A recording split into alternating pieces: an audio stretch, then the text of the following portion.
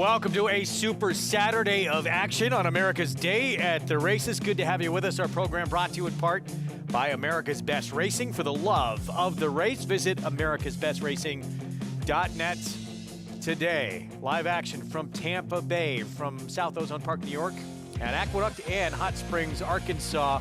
Here on our FS2 coverage, Greg Wolf, New York Racing Association handicapper, Andy Serling, and two very big preps on the road to the Kentucky Derby and Kentucky Oaks, rolling through Tampa today. I'm excited. This Sam Davis today, and I think I told you this a few days ago, it's really the strongest and deepest field I've seen in this race in quite some time, and especially in a year like this where right now the Kentucky Derby is as wide open as it could possibly be. There are a number of very interesting horses in this race and a number of horses from big barns as well. Big barns who've shown big talent, but a lot of them have question marks because a lot of them are trying something new in this spot, namely quite a few going longer, trying 2 turns. It's our ABR race of the week, and as Andy said, it is a good one, loaded with intrigue. Who's going to step up and separate themselves as a true contender on this road to the first Saturday in May? This is a look at the field that will line up.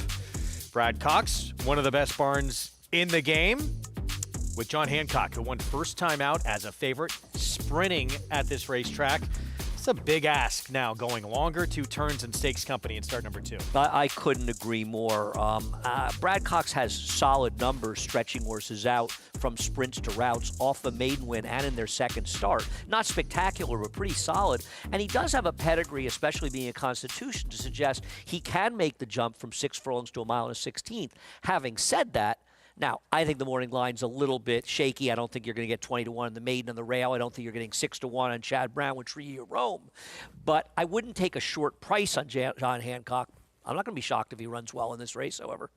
Meanwhile, Owen Almighty, DQ'd out of that victory in the Pasco. No question he was best. He's got to answer that going longer 2-turn question as well. Rat Ortiz Jr. will be aboard. Now, he hasn't gone 2 turns yet, but his second place finish at a mile at Churchill Downs 2 starts ago behind Jonathan's Way was a very, very good effort.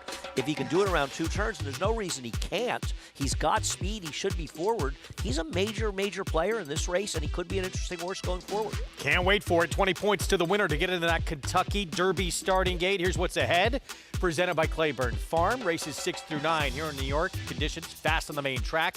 Fast at Oaklawn and Hot Springs as well. Grade 3 by Akoa. Big race in that older filly and mare division where Corningstone's going to try and win her 3rd consecutive stake at the meet. That's to come in race 9. You can play all the action by getting signed up with NYRA Bets. Get that $200 deposit match sign-up bonus with the code BONUS200 you just saw a moment ago. And punch it all in right there and fire away. Good luck. Play along at NYRABets.com. Here in New York, we start with this with our live coverage. Race 6, 6.5 furlongs. Maiden special weights are all trying to get that first win on the resume to kick off the late pick 4.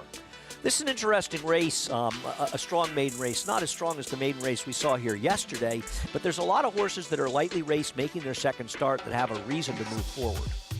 Just 3 minutes away from the 6th race, and here's the one who inherits the rail with a scratch of the 1. This is Tom Morley's Paul is a Star. I picked this horse, but I would never bet at 9-5. I like the 7-2 morning line a little bit better.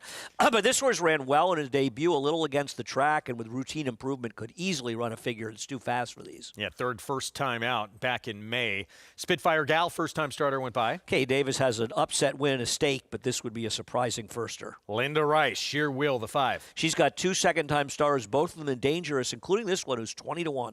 Maybe a soon-to-be Hall of Fame trainer. Christophe Clement, Tremendous B. He's got to get in the Hall of Fame. He belongs in the Hall of Fame and is a fool to a couple of nice runners here. Game like Rayanna, huge price. Well, how game was Rayanna? Game enough to win this race? I doubt it. Delaware Devil, another Linda Rice runner at 5-1. This horse and the 10 finished together in their last start, but I think Delaware Devil ran the better race. Both broke slowly. This one had a bit of a wide trip. Yeah, and this one a much bigger number in that common race. And shouldn't be that big a price. Didn't run that badly after breaking slowly in the debut. And one of the best trainers to ever do it, Hall of Famer Bill Mott, with a second-time starter, She's Complicated. In my opinion, the vigorish, the edge in this race is to bet against She's Complicated, who rode a gold rail last time out, and I prefer other horses and won't be using her. She is the 8-5 choice, though, as we head downstairs and check in for the first time on our coverage with Maggie Wolfendale. Thanks, Greg. And Andy, I cannot agree with you more when it comes to your current favorite in the outside runner, number 11. She's complicated. Not only does she have that track condition, boosting her performance last time and making you not want to take her today. I didn't see her last time, but she is not my cup of tea. She is small, petite, quite lightly framed and just ropey looking. She does not physically stack up against the rest of her competition in here whatsoever. And let's face it, she only had 3 other foes last time out. She's facing a bigger, deeper field this time around. Moving on to number 2, she's one of 2 we'll touch on here, coming in off of layoffs that debuted as cheerleaders. Now, Paula's the star. She debuted against the boys, and this was that race where they messed up the start. This race was on the overnight and in the DRF form as being 5.5 furlongs, but in the small program, it was 5, and they put the gate in the wrong position. And Paul Zastar and the second place finisher were gaining on the winner that day. So long layoff. She has gotten a little bit longer, lengthened in her frame. She's really fit, really solid, aggressive demeanor. Maddie Oliver warmed her up by herself.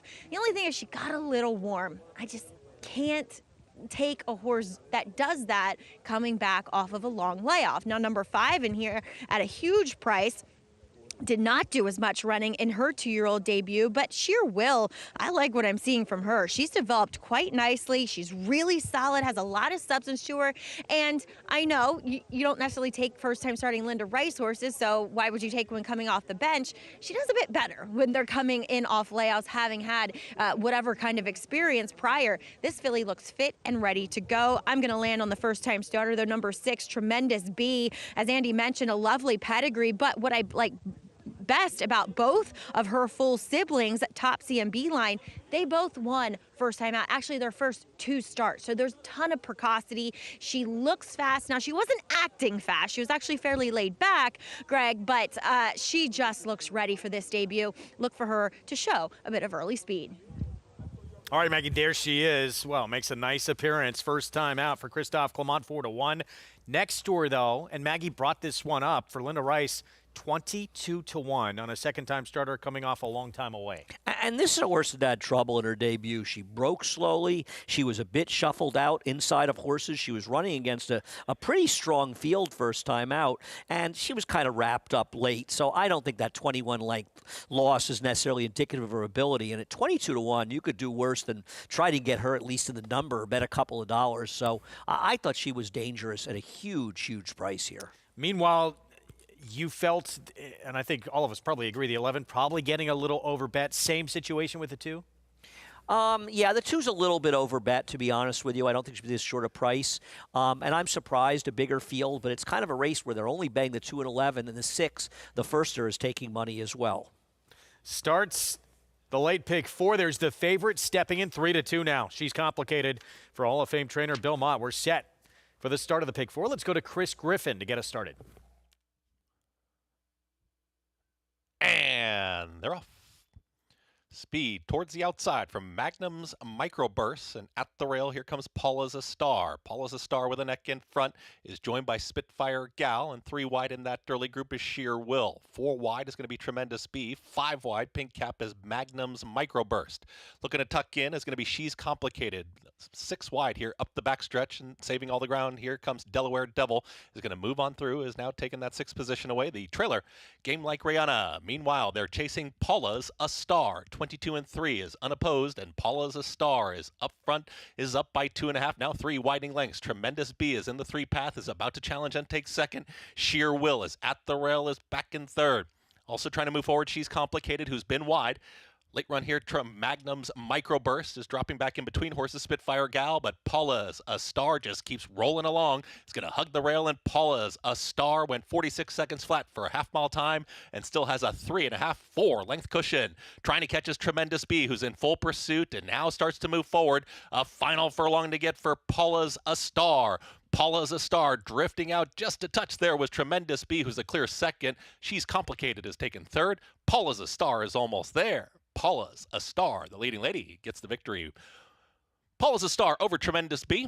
Then came She's Complicated and Sheer Will in 1 minute 18.57 seconds. Paula's Star, second choice at 8-5. Opened up a pretty big lead early on and able to hold off Tremendous Be, the first-time starter, for the win. I'll tell you something. This was a fast pace, this horse set. 22 and change, 46 flat on this racetrack. They were moving up front. I think you saw a nice performance by both the winner and the second-timer, who Maggie talked about, who finished second, chased, and put in a good run there, just not quite good enough to beat a horse. They put an enormous amount of distance between themselves and the rest of the field. Now, we all agreed the 11 was a little over bet, but they beat that horse by a good 8 lengths. Nice performance by both of these horses. And, you know, Paula's a Star is coming off a long layoff, and she ran well to win. Graduates start number 2 for the Tom Morley barn. Meanwhile, out to Tampa Bay, where we have these big preps for the Kentucky Derby and Kentucky Oaks for 3-year-old fillies later today in the Sam F. Davis and Suncoast. Race 7 is next. 1 minute to post in a maiden special weight at 1 mile and 40 yards. Let's check in with Acacia Clement live on site. Hey Greg, it's an absolutely gorgeous day at Tampa Bay Downs and looking forward to those stakes coming up, but a really intriguing maiden race here, and we're going to start with 2 horses that are going turf to dirt, beginning with the current favorite in Candytown down to the inside for Todd Pletcher. Now this one is by Speightstown, and while the dam was unraced, she is the sister to Nashville, who was a very fast dirt sprinter and now a stallion, of course, too. Debuted on the turf a bit green that day, and he was really lugging in quite a bit, kind of swapping back to that left lead, but I thought ran okay. Took no money that day, and typically when that's the case of the Todd Pletcher runner and they debut long on the turf, it's a sign that maybe they don't have a ton of early speed.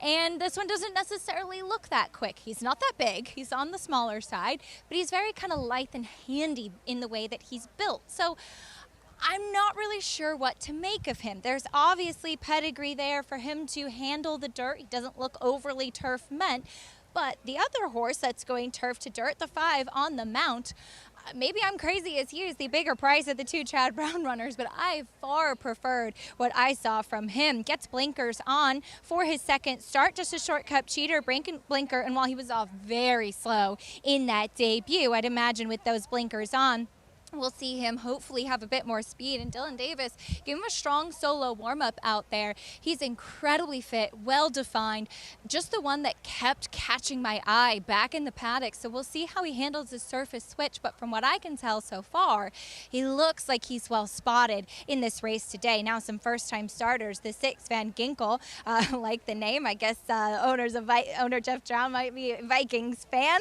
as this one is debuting as the son of Good Magic in the 2nd generation, second dam sister to Tiznow. So there is some pedigree for distance, and as you can see with him next to the pony, pretty big for a son of Good Magic as well. You can watch one of his recent works at Payson Park on XVTV, and I thought that he was second best of a mate that day who showed a lot more speed, but he does look like he's going to be one that will benefit from this start. He looks well spotted. I think he's going to appreciate even more distance as the time goes on. Now the 8 McCorvey, this is certainly the most well-bred of this field by Curlin out of Champion Songbird. Songbird is yet to be much of a producer yet. Both of the other foals to run have been winless, and having seen some of the siblings of Songbird, a lot of the males in the family tend to be very attractive, but not that fast. McCorvey does also debut wearing blinkers, which is usually for a trainer like Bill Mott a big negative for me. Junior Alvarado kept him working nonstop out on the track, and I know he's had the opportunity to breeze the horse in the mornings. I'm going to take the wait-and-see approach with this one, though, Greg. We'll see if he's able to live up to that big pedigree. $1 million purchase, and yeah, out of Songbird, who made history, joined a very elite group of sensational fillies who started their career 10 for 10. I believe she actually started 11 for 11 in her career. And that one of the great stretch stools in Breeders' Cup history, and that throwdown with Beholder. It's not unusual to see horses like that, fillies or mares, not be great producers. I always thought Purcell Ensign was one of the ones that sort of beat that. And, of course, she has that Phipps pedigree, and they've just got so many good horses in their bloodlines. So I'm not that surprised that she hasn't been a good producer, but I wasn't her biggest fan on the racetrack. But I'm kind of rooting for her to get a runner in here. Not such great things to say about her from Acacia. I think the 1 is a good bet against in this race, going long on the turf. First time out because it ran well. I don't really know what to do in here, though, whether it's a first-time starter. If you like the 1, why not bet the 5, who's a big price, trying the dirt. The 4 looks good, but I don't know if that horse wants to go long. I don't have a strong opinion in this race, Greg. 8-5, meanwhile, public all over Candytown. Second-time starter from the inside for Todd Pletcher. Dirt debut. Just not my kind of horse. I get it. It's a Speightstown. The pedigree is probably a little better on the dam side for dirt, actually, so maybe the horse will move forward. But I just don't like horses that are bet like this off of a dirt debut. The trainer, the 4, with Maiden stretching out from sprints to routes, he's 0 for 15. But 8 did hit the board, so they have run a little bit. Took a little while, I believe it was a 6. That Chad Brown, first-time starter by Good Magic. Van Ginkel, Flavian Pratt will be aboard trying to get that one, and finally they have. 125,000 for a Good Magic is not a great sign. He's been such an incredible sire so far. Yes, just incredible what he's produced so far. Set for this 7th maiden special weight. I'll try and get that first win here coming up. Let's go to Jason Beam for the call. Trainer of the month, Juan Carlos Avila, going to be the final one to join.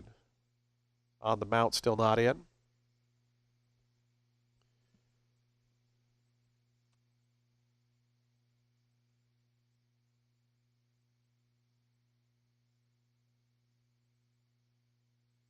On the mound now goes forward. Persistent. Cipriano Gil to the outside. Starter Eddie Boobles to send them on their way 1 mile and 40 yards in this maiden special weight event. Kick off the Ultimate 6. They're in the gate. And the race is on. McCorvey away a step slow, as was the Hope Train.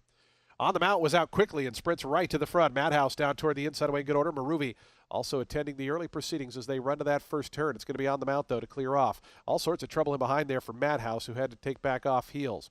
But as they run through that first quarter mile, it's on the mount just in front of Maruvi. The Hope Train, who had a bad start, is all the way up now to challenge between horses from third in the red colors. Length and a half more back to Madhouse. Candytown settles down nicely as 5th, only about 5 off the top. It's another 3.5 or 4 back to Van Ginkel, who's third last, Persistent second last, and McCorvey is the early trailer, spotting these leaders about 11 after an opening quarter mile in 24 2/5 seconds. On the mount, some pressure from Maruvi on the outside. 4.5 furlongs left to go. It's on the mount by a neck. Maruvi in second. They're 2 clear of Madhouse. The Hope Train now back 4th. Candytown. Brian Hernandez Jr. switches that one to the outside, now takes over 4th. Is still about 5 off the lead. It's about 4 more back to Persistent, another 3 to Van Ginkel and McCorvey. They share the back. 48 seconds was the opening half-mile time. On the mount continues on.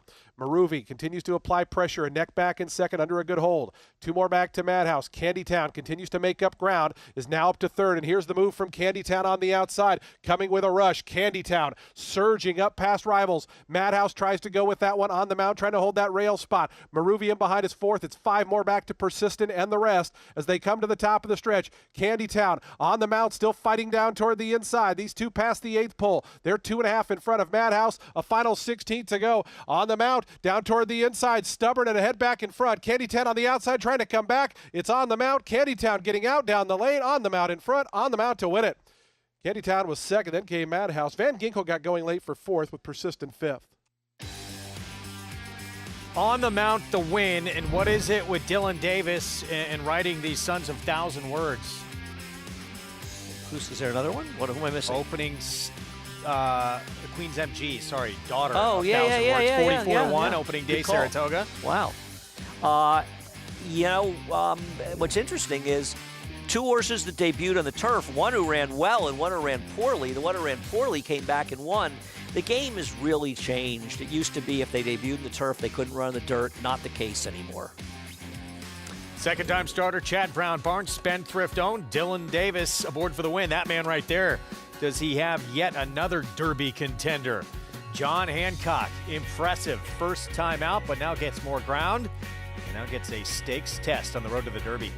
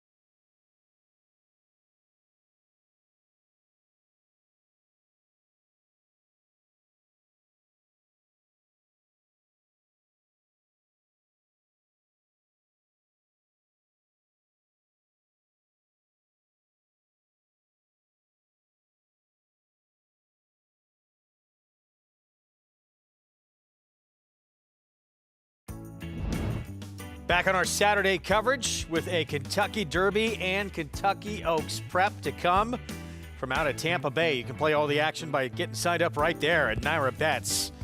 Bet any track, anywhere, anytime. Mr. Tom Morley with a victory here with the second-time starter. Paula's a Star. Debuted back in May of last year. Long time away. Opened up a big lead early. Holds off that first timer late. Yeah, it was a very nice return for this horse, and both the first and second finishers ran well. And one in this racetrack is actually a relatively fast race. I'm thinking about the race Linda ran earlier, and I'm thinking this is a number that probably comes back in the low 80s, the winner. Back to figure. Tampa Bay. And a 3-year-old who wins first time on dirt in start number 2 for Chad Brown on the mount with Dylan Davis. 2 horses out of turf races. This one didn't run well. The one did, and Candytown made a run looked like he was going to blow the field away, but just wasn't able to finish. And on the mountain, Dylan digging in. And it seems like Dylan made a wise choice going down to Florida, even though I thought it was a bad move. But that means it probably figured to be a good move. Glad he didn't listen to you. Everyone's glad when they don't listen to me. I didn't want him to go because I like having him around here. I know it. Race 5 at Oaklawn, 2-turn mile, condition $10,000 claiming race. 4-year-olds and up who've not won a race since October 8th, the condition. Non-winners of a race since August 8th. Get some weight on a day where we have the Grade 3 by Akoa to come. Corningstone looking for a 3rd straight graded stake at the meet as we check in with Richie Migliori. Hey, Mig. Hey guys, how you doing? It's a beautiful day here in Hot Springs, 75 degrees, and once again a great enthusiastic crowd here at Oaklawn Park. We'll start with the one, Mr. Thunderstruck. This is who I really like in here. You get a 10-pound apprentice, Jose Gutierrez, who rode his first winner December 15th, just passed. He's only had 2 winners so far. There's not a lot of speed in this race. You put a 10-pound bug and you get post 1. I don't think they're looking to reinvent the wheel here. I think this horse is going to show speed. 3 back, he showed good speed and hung on tenaciously. And I like the break in the weights, the inside draw, and we're looking for Jose Gutierrez to get the 3rd winner of his career. The 6, On Esprit, your favorite. This is a horse we saw over the summer in Saratoga. He won, was subsequently disqualified, but that was a period of time the Flying P horses were really running great. I think this horse lands in an easier spot than he's been in for a while, and got a big aggressive warm-up from Christian Torres. Maybe he's going to show more speed than normal. He is a horse that can lay up a bit closer. And then the 7, Family Tradition. Now, this is a horse, they dropped back to 6 furlongs. He didn't break particularly well, and he came with a good rally. But I think he's getting back to what he really wants to do on the stretch out, and maybe that sprint just sharpens him up a bit. But I'm going to go to the inside, guys. Mr. Thunderstruck at 6-1 right now. 6-1, Mr. Thunderstruck from the inside, so second off the claim. An horse that ran, productive effort last time out. Let's go to Jonathan Kitchen, bringing JK for the first time on our Saturday coverage with his thoughts here on the 5th. Hi, guys. It's good to see you guys. This is one where I like the 6 On Esprit. I didn't see the odds. They went away from me there. But it's just one that has been running in those starter allowances. They're being realistic, dropping in here for a tag. I just think this horse is better than the other ones. I wouldn't talk anyone off. I think this is one of those situations. It's kind of a coin flip. You either believe in it, that this horse is going to win just because he's better, or you think this is a suspicious drop and you try to beat him. For me, I'm going to go with On Esprit. 4-5, On Esprit, 9-year-old, trying to collect his 15th career win. He is absolutely the horse to beat in this race. Having said that, sloppy track or not, he ran inexplicably badly last time, and he's run well on wet tracks before. I do think he's the horse to beat dropping in here, but I would never bet a horse at 4-5 that's coming off an unexplained bad race, wet track or not, because he's handled in the past. I would probably prefer to bet the 9 in this race at 9-2. Yeah, that is lucky boss Cipriano Contreras and his nephew Manny Esquivel aboard. Matt Dinnerman with the call. Here's race 5, Oaklawn. Here's ahead of the game, coming up to the gate. We're ready to go. And we're off. Colosi Out of the gate, sent for speed. On a spree is prominent. The Gray Lions Not Cheap is there, so is Lucky Boss as they scramble for position, approaching the first turn run here. Mr. Thunderstruck moving forward on the inside and comes and grabs the lead from the rail. Mr. Thunderstruck aggressive, strides in front, a length and a tail. Lions Not Cheap happy to track, not a fast tempo here as they slow the pace down on the lead. Bialia runs in third with Lucky Boss. They're a length in front of ahead of the game. The long shot clearly in the fifth, swinging up the backstretch. On a spree, Canadian Pharaoh are next. The Gray Mega Tap is fourth last ahead of Galactic Empire, Family Tradition, and Colosi, who's parked deep as he made his way onto the backstretch. They're down the backstretch, 23-4 that first quarter as Mr. Thunderstruck gets things his own way and increases the lead. In fact, Mr. Thunderstruck on a hold here, a little bit eager, and strides 2.5 lengths ahead of Lions Not Cheap, clearly into second. Another 2 lengths to Lucky Boss, Shown More Rain in third. Then Bialia to the inside of the favorite on a spree. Christian Torres has him a joint fourth in the 2-path, hitting the turn. Then Mega Tap ahead of the game is plummeting back. He's done. Galactic Empire still well out of it with Family Tradition. Canadian Pharaoh's lost ground, and Colosi is at the back. Remember, this race will end at the 16th pole. Mr. Thunderstruck hard sent on the lead by Jose Gutierrez to keep pace. Lions Not Cheap right on his throat latch. On a spree is getting closer in the 3-path coming off the turn. He's got every shot to win it at this point. They're off the turn. On a spree gaining ground on the top pair. Takes command with a furlong left to go. On a spree kicking away. Lions Not Cheap just trying to hold on for second at this point. Bialia coming on for a minor award, but On a spree much the best. On a spree clearly classiest. Second home was the Gray. Lions Not Cheap, then Bialia, Mr. Thunderstruck, and Lucky Boss. 9-year-old. He can still run a little bit. On a spree with the victory. 15th career win. Yeah, he was clearly best. He got a very good trip in riding here, but he was the best horse in the race and got it done. It probably was the wet track last time, but also the drop in class didn't hurt as well. Got it done at 4-5. Probably claimed. So yeah, favorite with the win. Second career win at Oaklawn. That man right there, what a turnaround it has been the last few years. Best of his career for David Duggan. And off to another great start in 2025. He's got one of the contenders coming up next in race 7. Can Walk With Me get a win after a long time away? We'll be back.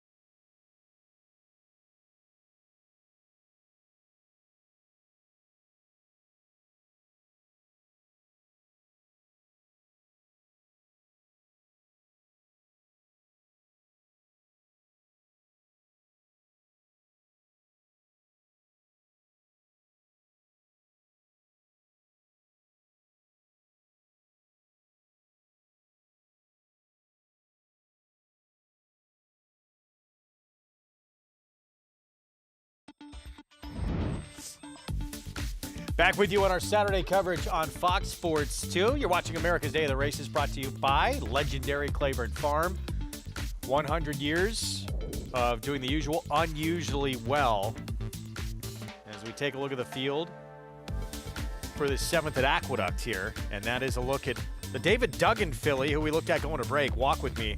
Long time away. I haven't seen her since May 10th.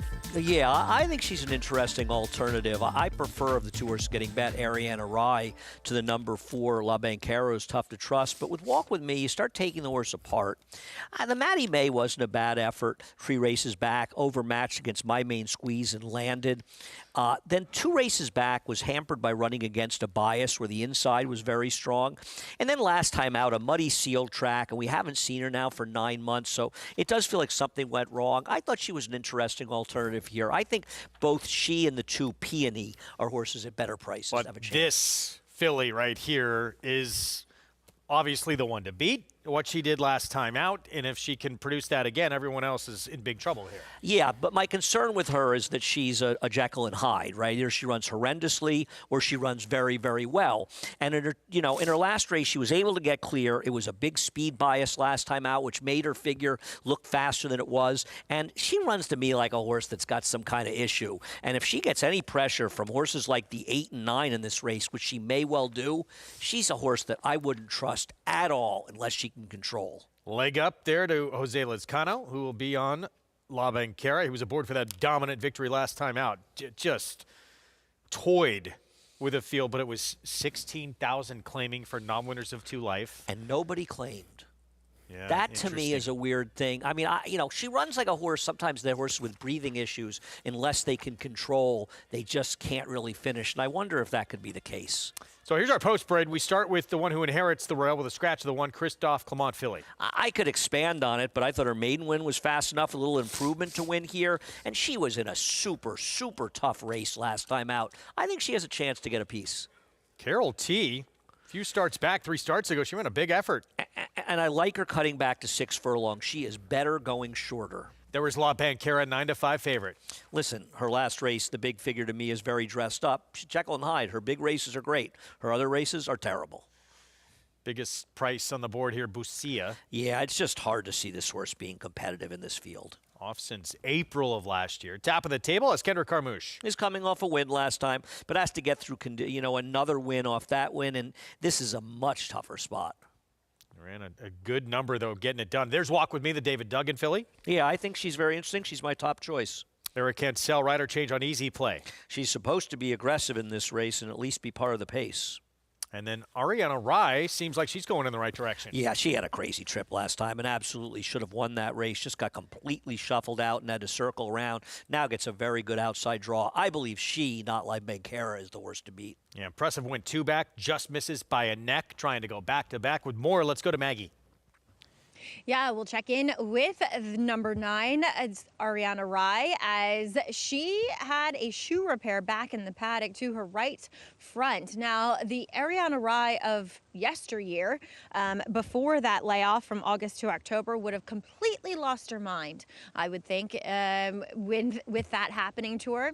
But in her last 4 starts, this filly has just done a complete 180 in her just mental outlook. She's so relaxed now. She looks happy to be here. She's not worried, much like she was previously in her 4 other starts. So she looks great. I had noted it last time, and she ran very well. So for me, she feels like one that stands on solid ground, unless you have a thing against horses that have shoe repairs in the paddock. But number 7 is where I'll also land. Sorry, Andy. Walk With Me. Last time I saw her, I did not like the way she was pushing off and moving from behind. Today, different horse, moving so much better, and maybe that was why we have seen her away since May, too. She just looks stronger. She's well prepared coming back here, striding out incredibly well in the paddock and on the racetrack. So I do like Walk With Me. But the same can be said for number 2, Peony, a filly that each time I see her and each time she comes back off of a little bit of a layoff, she gets stronger. She fills out. She is more well-developed behind the saddle. And I just like that. I like to see that progression. As Andy said, she comes out of a really productive race last time out, and I don't think she's quite meeting those standards today, Greg. All right, some positives for a big price on the board. Well, I mean, if you look at her maiden win 3-back, with routine improvement on that speed figure, and that was back in April, she's a player in here. She came back on the turf, and she really didn't even run that badly, but she's not a turf horse. And then she got run off her feet, getting engaged in a pretty quick pace against a tough horse, Nels Ruby, and as Maggie said accurately, horses have come out of that race and run well. I think she should get a good trip. You know, she's probably forward, but she probably sits down the inside a little bit off horses like the 4, the 8, maybe even the 9. She might get a good trip. I'm not quite sure she's absolutely good enough, but if you like me, you don't like the 4, and I think you're supposed to bet against a horse like the 4, then this horse is absolutely a player for a piece. And that's the question of this race. Are you a believer in La Banquera? Huge performance last time out. And there she is stepping in for Linda Rice, Jose Lezcano. Big jump up now, facing tougher company. But if she can run that race again, could be trouble for the rest of this group. Let's go to Chris Griffin for the call. Here's race 7.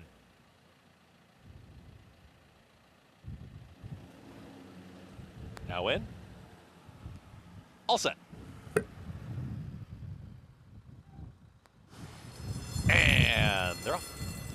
Ariana Rai has early speed. Walk With Me is in the early mix, and down towards the inside, there's La Banquera. La Banquera now with a neck in front, and Easy Play is going to join this leader on the far outside. Outside of that rival comes Ariana Rai. Those three across the racetrack early. Peony is settled in behind them as At the Rail is in fourth in the purple cap. In between horses moving on through, that's top of the table, who's now secured fifth. Far outside is going to be Walk With Me, who's back to sixth, and seventh is going to be Busia, the trailer. Carol T. 22 and 4 for the opening quarter mile. La Banquera's got the lead. La Banquera gets the pressure from Easy Play to the outside, and here's a move from Ariana Rai. Ariana Rai with a 3-wide run is coming after the leaders now. Another group of 3 in behind them. At the Rail, there comes Peony. In between horses, top of the table. Out wider, Walk With Me. They reach the top of the stretch. La Banquera's still there. 46 and 4 for the half-mile time, and La Banquera has sprinted clear. It's La Banquera who's finding plenty so far, is now up by 4 widening lengths. Up on the far outside, Walk With Me's got a late rally. Trying to hold second is going to be Ariana Rai. La Banquera is approaching a final 16th, and it's going to be much the best in here. La Banquera and Jose Lezcano, dominant score. Ariana Rai second, Walk With Me, and top of the table in 1 minute 11.46 seconds. Got to the front, and now back-to-back wins, both very impressive for La Banquera. Yeah, she's a horse I would never bet on, and if we ran the race again, I would bet against her again, and I'd probably win. But she ran well today. Obviously, nobody really pressed her. A fairly tepid first quarter and just under 23. Considerably slower in the fraction we saw in the prior race. And when you're able to do that and you're a horse that needs to get comfortable, it makes it very hard for her. And she blew this field away. I'm still not a believer, but she got the money today, and I lost. 4-9-7-6, La Banquera, back-to-back victories. Another successful claim for Linda Rice. Claimed this one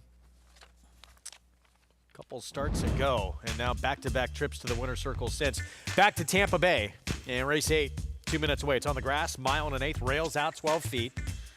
Allowance optional claiming group for the 6-5 favorite. Lucky combination for a barn. First we're going to throw to right now knows pretty well. That's right, lucky combination trained by my father-in-law, Greg. As we'll start with her. She's currently your favorite, getting back onto the turf. I think she'll appreciate. She ran on the Tapeta at Gulfstream last time out, where they really just kind of went 1, 2, 3 around, and it was a surface at that time, and for a lot of January, where you really did want to be forwardly placed, and sometimes it's a bit tricky to read how that Tapeta at Gulfstream does play. But she should appreciate getting back onto the grass, and she's just one of those horses that doesn't necessarily have a ton of acceleration. She just wants to run forever, and so 9 furlongs on the grass I think suits her well. She's one that can be a touch quirky at times. For her standards, acting incredibly well today. Now Chad Brown on the turf, in particular at Tampa, very dangerous, and he sends out Siempre Elegante, who comes back off a big layoff, not having run since July of 2023, in which she had a win that day, but it's been a big layoff. She comes back here, and I have to say, she's very fit.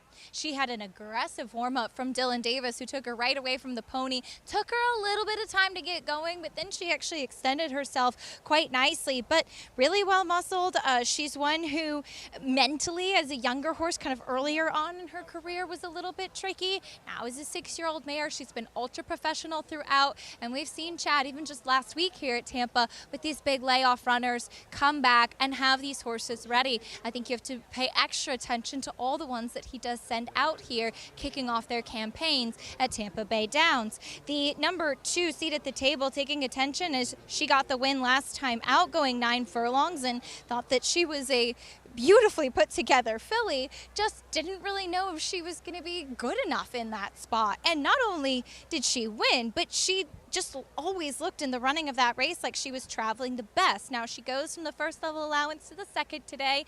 It's a jump up in competition. I think it's going to be yet another test for her. I still question her quality and just how good she really is, but from a pure physical perspective, once again, she stacks up beautifully. She's almost built like a colt. She's so big and solid. And in fact, I actually made a mistake in my notes first time out that I wrote handsome because I thought she was a colt.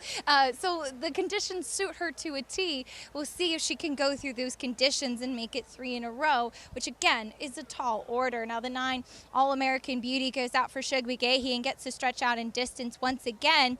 She took back last time out, and I think in large part because of the post where she was having to drop back. I would like to see her be forward once again because she's another one, which is kind of typical of these longer distance runners, that they don't necessarily have as much of a turn of foot or acceleration. She's so big, and she's kind of that rare Shug McGahee runner that wears quite a bit of equipment, wearing blinkers and a shadow roll, which most of his horses don't even run in a noseband, and maybe just one that's a little bit tricky to kind of get her to settle and get her into her stride on the track. But she's been sharp in here, so hopefully from an outside post yet again, Greg, she'll be able to get some forward position. 8-1 on All-American Beauty, the 9. Yeah, for Shug McGahee. Thank you, Acacia. Even money on lucky combination right now, the 6. I know that the 6 and the 10 have both run respectable races on synthetic at this distance. But they're good. The best turf races come in longer distance races, and that concerns me a little bit. Both of them are players near, and they certainly could win. I think the 7 is a massive overlay in this race. A horse that had a wide trip last time against Better, and I think that she is a horse that's run fast enough to at least be a player. And at 14-1, I'm going to bet a few dollars on Victoria's Dancer. That is a big price on the 7. Right? Meanwhile, seat at the table, trying to win 3 in a row for Mark Casse. I don't know how she won her last race. She did improve, but she better get another very good trip. She's been getting them. Here we go. 8th from Tampa Bay. Let's go to Jason Beam for the call. You're on this festival preview day. The Suncoast is up next. Race 11, of course, Sam F. Davis. But right here, the late pick 5 getting underway. Siempre Elegante, Dylan Davis. Dylan looking for a race-to-race double there in the gate.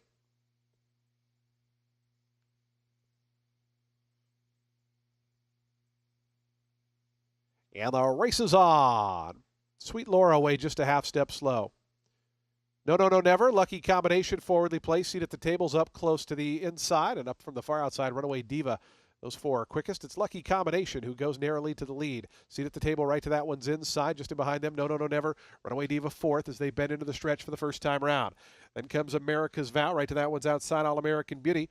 Break of 2 more. Back to Victoria's Dancer who's away in 7th. Siempre Elegante's 8th in the green colors. Sweet Laura after the slow beginning moves up in 9th.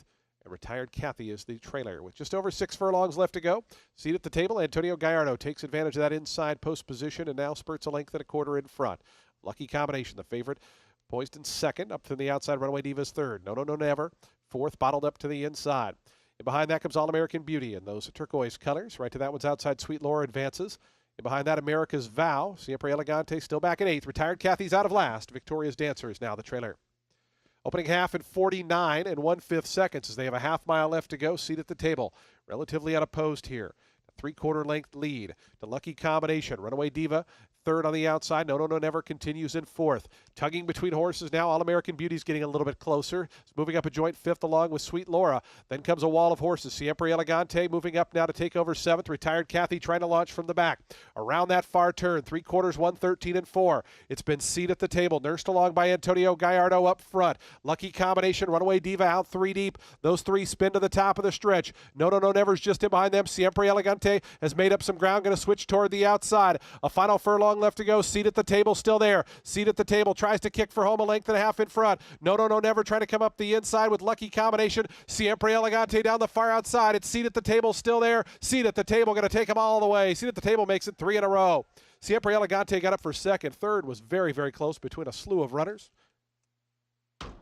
Mark Casse Barn, and off a lengthy layoff, now 3 consecutive victories for this filly. Well, congrats. You got to give a lot of the credit to Daniel Santano for rating the actual speed, Runaway Diva, and Gallardo was able to absolutely walk on the front end. I mean, 23 and 4 down a straightaway is not going quickly, and she just made it impossible for the closers. At 10 ran extremely well to be second, coming from way, way back in here. Even my 7-horse made a reasonable run considering that she was last.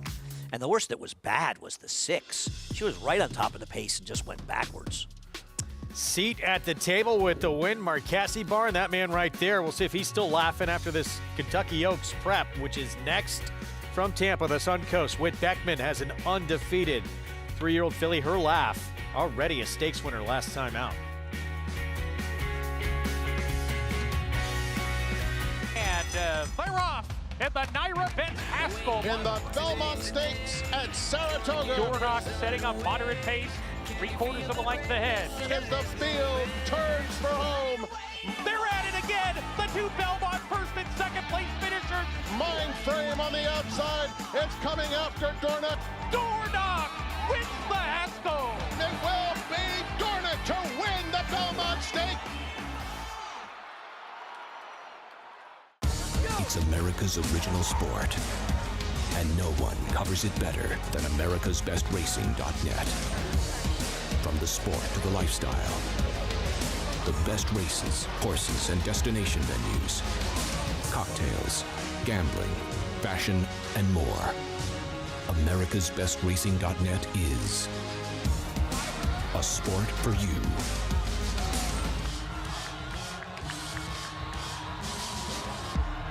Introducing Peace and Justice, new to New York in 2025. A proven sire with over 200 wins, 16% wins per starts, and one of only 2 New York-based stallions to have a graded stakes winner at Saratoga in 2024. Now, with 3 different racing surfaces coming to New York, and with New York breds running for equal purses as open company, Peace and Justice is the sure choice for 2025. Peace and Justice, now standing at Irish Hill and Duchess View Stallions in New York. Racetrack Television Network brings you every race, from every track, on every screen, every day. With monthly packages starting as low as $5, RTN gives you great value and access to more live HD streaming and race replays than anyone. Visit RTN.tv today to sign up and watch on almost any device, including Roku and Amazon Fire. RTN has packages that start at $5 per month.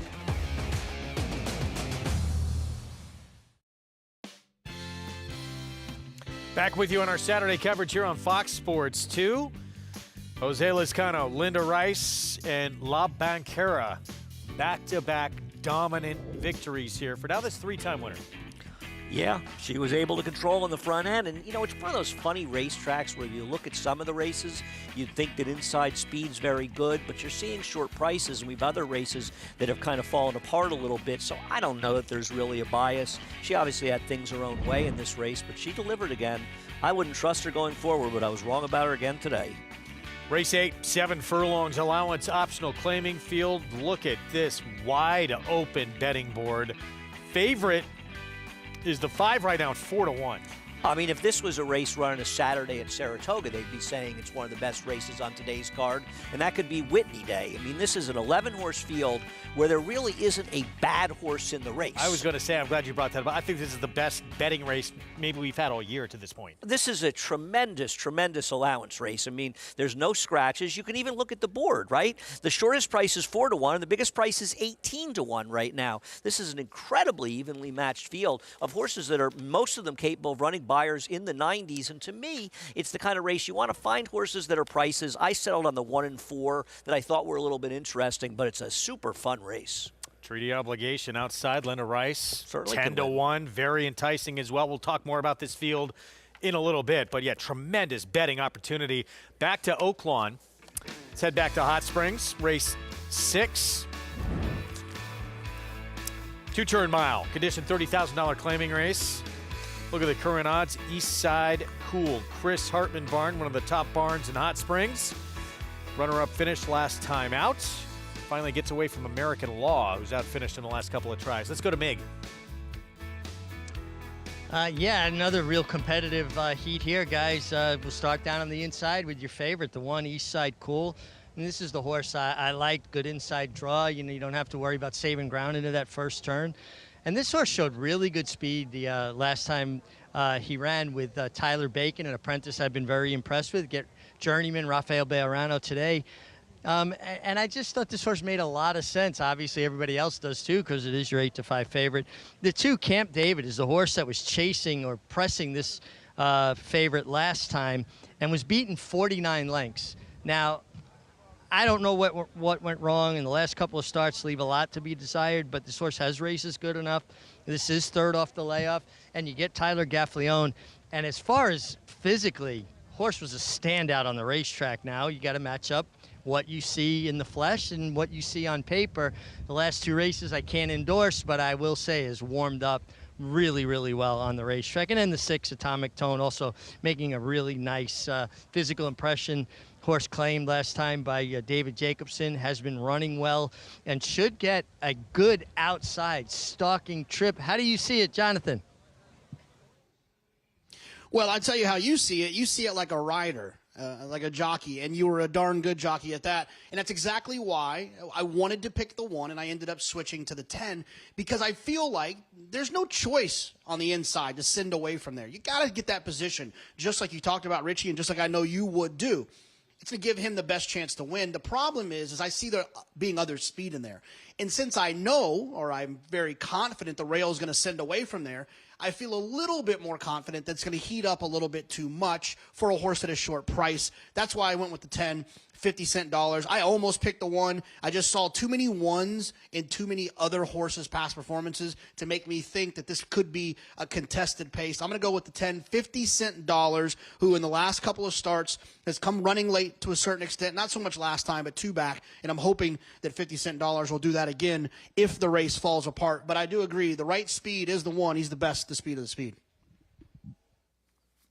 I don't know how any horse is 8-5 in this race. I honestly don't know how you look at this field and think there's a heavy favorite. And the other problem with Eastside Cool, who certainly could win this race, is he hasn't won a race in quite a while. Now, I don't know exactly the date of his last win, but he didn't win a race in 25. He didn't win a race in 24, and I'm not seeing any in his last 12 starts. So that bothers me a little bit. He was the speed last time, and he got run down, and figures to be a more contested pace than last time. Could he win? Sure, but I don't think he's bettable in here. The problem for me is that I like the 8 who was scratched out of this race, so I don't really know exactly where I would want to go in here, but I think the 1 is somewhat of a dubious choice. Horse to beat, but a little bit overbet here. And to answer your question, going back, March 26th of 23, last win. So almost 2 years. For Eastside Cool. Yeah, that tends to bother me a little bit. He does get the benefit of drawing the rail, which helps him, and he's going to be forward regardless. So, yes, that makes him have to be that. Now, and he was a different horse back then. He was running a lot faster numbers. Yeah, I listen, I'm always scared of Chris Hartman, though he's not having huge numbers this year. You know, a horse that it's a little interesting is the 3, Pat's Property. Obviously, the 2 recent races could not that good, but they were against considerably better horses. And his figured last two back off of a almost 6-month layoff wasn't that bad, Greg. And I think if it wasn't for his last race, you'd like him more. Well, he was 26-1 that day and didn't have much of a chance. He can be a little bit forward here, and I think he's a horse that maybe at a price you want to give a little bit of a look to as an alternative. It's not an easy race, and I don't say that the one isn't the horse to beat, but I think 6-5 in this race is a little bit ridiculous. Yeah, taking an awfully short price, and there is the one with those white silks there in the background heading to the gate. And is it some people thinking, well, look, third off the bench for a sharp barn and shortening up just a touch when the horse had the lead at a mile, now doesn't have to get a mile and a 16th? I mean, I guess they certainly could think that, but loves it at Oaklawn. Been a lot too. of miles that he's been in, and he hasn't gotten the job done. And it's not like he's a big price, right? He's lost at 3-1, 3-1, 3-1, 2-1. Oh, he's a kind of a loser at even money, and he could win, but I don't love him. So yeah, wow, even money. Eastside Cool, Rafael Bejarano teaming up for Chris Hartman. Get a great look here behind the gate in the loading process for this 6 that starts this late pick 5. Do you think if you and I went and worked the gate crew one day, they could get one race off? I'm going to take the under. Yeah, I think that would be a problem. What an incredibly difficult job. And our hats off to all the starting gate crew members across the country. It is not easy. Right. I will defend the people I work with, but it pains me when people are critical of the gate crew, and I'm sure they're capable of making mistakes like everyone is, but I don't think that a lot of people really understand just how difficult a job that is. And if you only come away with a few broken bones over the course of a few years, you're lucky. Always playing injured. Just about everyone is in that profession. Set for the 6, start of the pick 5. Let's go to Matt Dinnerman. Pull. We're ready to go. Start of the late pick 5. They're off. And a pretty good start for all the runners in the race. Sonneman broke the best. He's going to take back, though. Camp David up on the pace with Eastside Cool. And there's Pat's Property, the Chestnut, moving up 3 wide. Pat's Property, Camp David, and Eastside Cool across the track as they corner into the turn. Hello Hot Rod runs in 4th. Atomic Tone and Dazzle Me Silver inside and on the outside, respectively. There's a gap of a length and a half here to Poulter, usually towards the front of the field. Today he's well off the pace with 50-cent dollars approaching the back stretch. Gap of 5 to Sonneman and Logical Myth as they make their way up the backstretch. Camp David comes out of the threesome on the lead early to take about a half-length lead. Eastside Cool pressing on a hold is asked to ration his speed and get a breather down the backstretch. 2.5 back to Pat's Property. Same can be said for him. He's third, already getting closer now as Camp David opens up the lead to a length and 3/4. Eastside Cool getting a breather, and Pat's Property, who's 3 wide, 2.25 lengths behind. Another 2 to 50-cent dollars. Atomic Tone shaking up down on the inside. Hello Hot Rod deep and even farther out. Dazzle Me Silver parked wide going into the turn, trying to produce a bit in the pink cap. He's 5 off the pace. 2 lengths back to Poulter. Sonneman is given way with Logical Myth. Remember, this race will end at the 16th pole. Coming to the top of the stretch, Eastside Cool breezes to the front, went right by Camp David, who's out of gas. Pat's Property taking the 2nd position under a ride. Eastside Cool, the one to reel in. Pat's Property outside is 2nd. 50-cent dollars into 3rd with a furlong left to go. Eastside Cool is asked for his best. Pat's Property on the inside, coming with a late run, 50-cent dollars. Eastside Cool still in front from 50-cent dollars, who's diving late, and it is Eastside Cool to win it. 50-cent dollars 2nd, Pat's Property 3rd, and Sonneman was 4th. Eastside Cool. Clever move from the veteran Rafael Bejarano, shifting out just a little bit to intimidate, make life difficult on the oncoming Pat's Property. In the end, enough to finish here.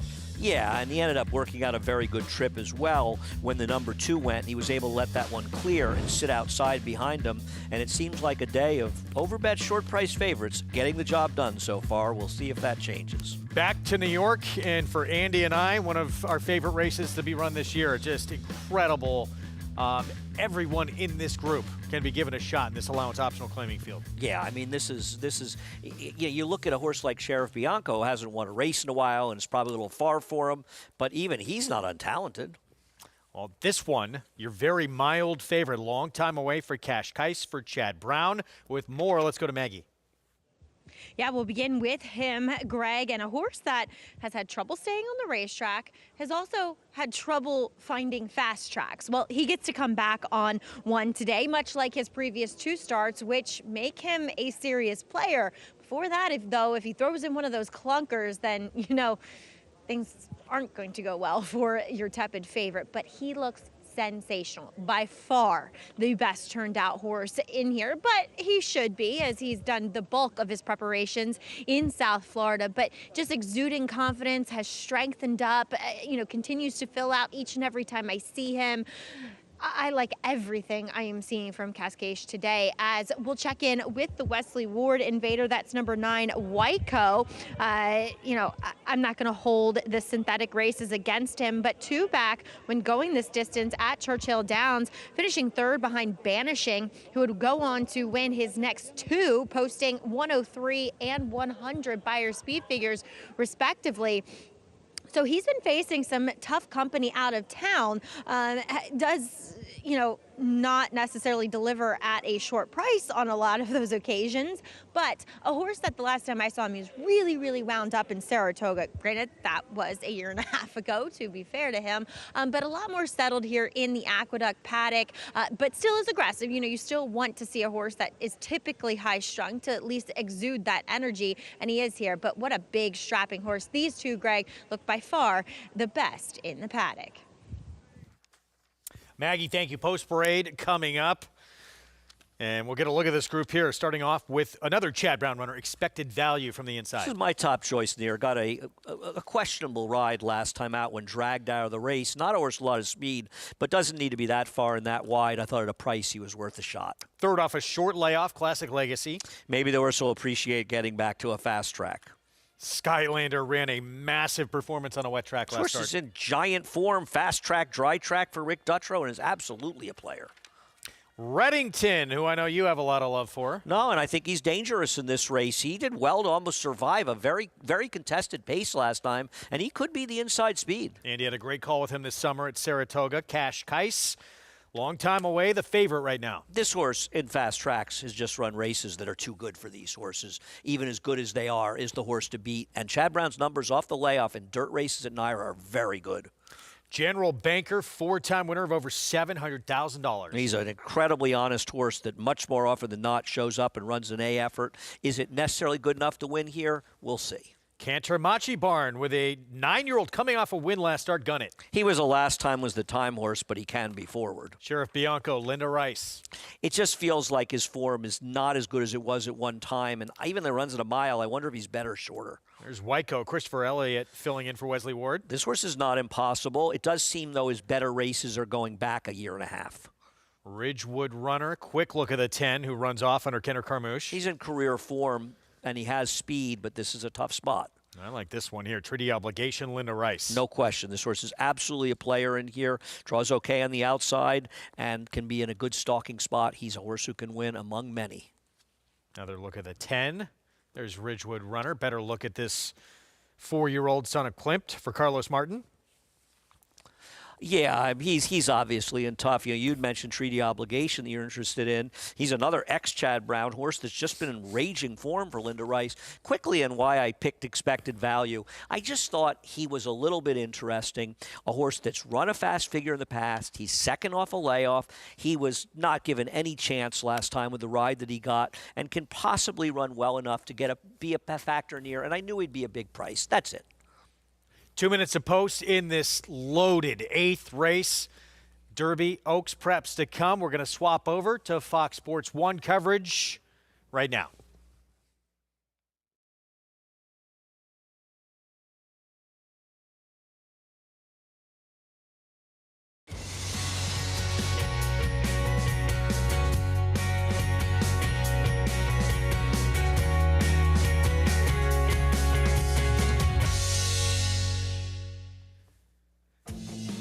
Welcome to those just joining us on our Fox Sports 1 coverage. To those who've swapped over from FS2, good to have you with us. You're watching America's Day at the Races. It's brought to you in part by America's Best Racing. For the love of the race, visit americasbestracing.net today. Greg Wolf, New York Racing Association handicapper, Andy Serling in studio here in South Ozone Park, New York. Big day on the road to the Kentucky Derby with the Sam F. Davis, 20 points to the winner to get into that starting gate. And we have a Kentucky Oaks prep next out of Tampa Bay. The best is yet to come, and you've come to us the right time as well. We've got a race coming up here, the 8th race at Aqueduct. It's not a stake, but it's probably about as contentious an 11-horse field as you're going to see all year at any track. These are all horses capable of running stakes quality races. Very, very competitive. I like the long shot expected value, the 1 along with the 4 Reddington at prices. Cascade, a favorite, the horse to beat, but you've got a favorite that's 7-2. That's how competitive the race is, Greg. And who's coming off of, and not necessarily a problem for one of the best barns in the history of the game here, Chad Brown, who's coming off a 5th career Eclipse Award as outstanding trainer. Hasn't raced since May of last year. Are we going to get the best of him off the bench? It's a very tough group to come back against. Yeah, layoffs are horse specific, but here's some stats. Chad Brown, 6 to 12 month layoffs in dirt routes at NYRA. He's 13 for 36, 36% and a 245 ROI. For a trainer whose horses take a lot of money, he delivers in these spots, and he delivers in a very, very strong way. So the layoff doesn't really bother me. I guess it's a question of not you want to take him as the favorite in a very tough spot. His dry track races might be too good for these horses. Meanwhile, his stablemate right here at 15-1, who has some races as well. You can look back out and say, I mean, this horse, why is he such a big number? I guess horses are going to get lost. There are so many contenders, and that's why I picked him. I thought he was the kind of horse that has race, that's good enough to be competitive. He needed his race off the layoff last time and did not get the best of trips, and I thought he'd be a big price today. And in a race like this, I'm probably going to lose, but I want to lose at double-digit odds, Greg. Meanwhile, the 3-horse who just stepped in, Skylander, coming off one of the biggest performances of anyone in this field, maybe ever, on anyone's resume. It was on a wet track. Can he reproduce it for Rick Dutrow Jr.? Jose Gomez will ride to 3. That's Skylander, as we see the favorite step in, off since May of last year for Chad Brown. Cash Kais.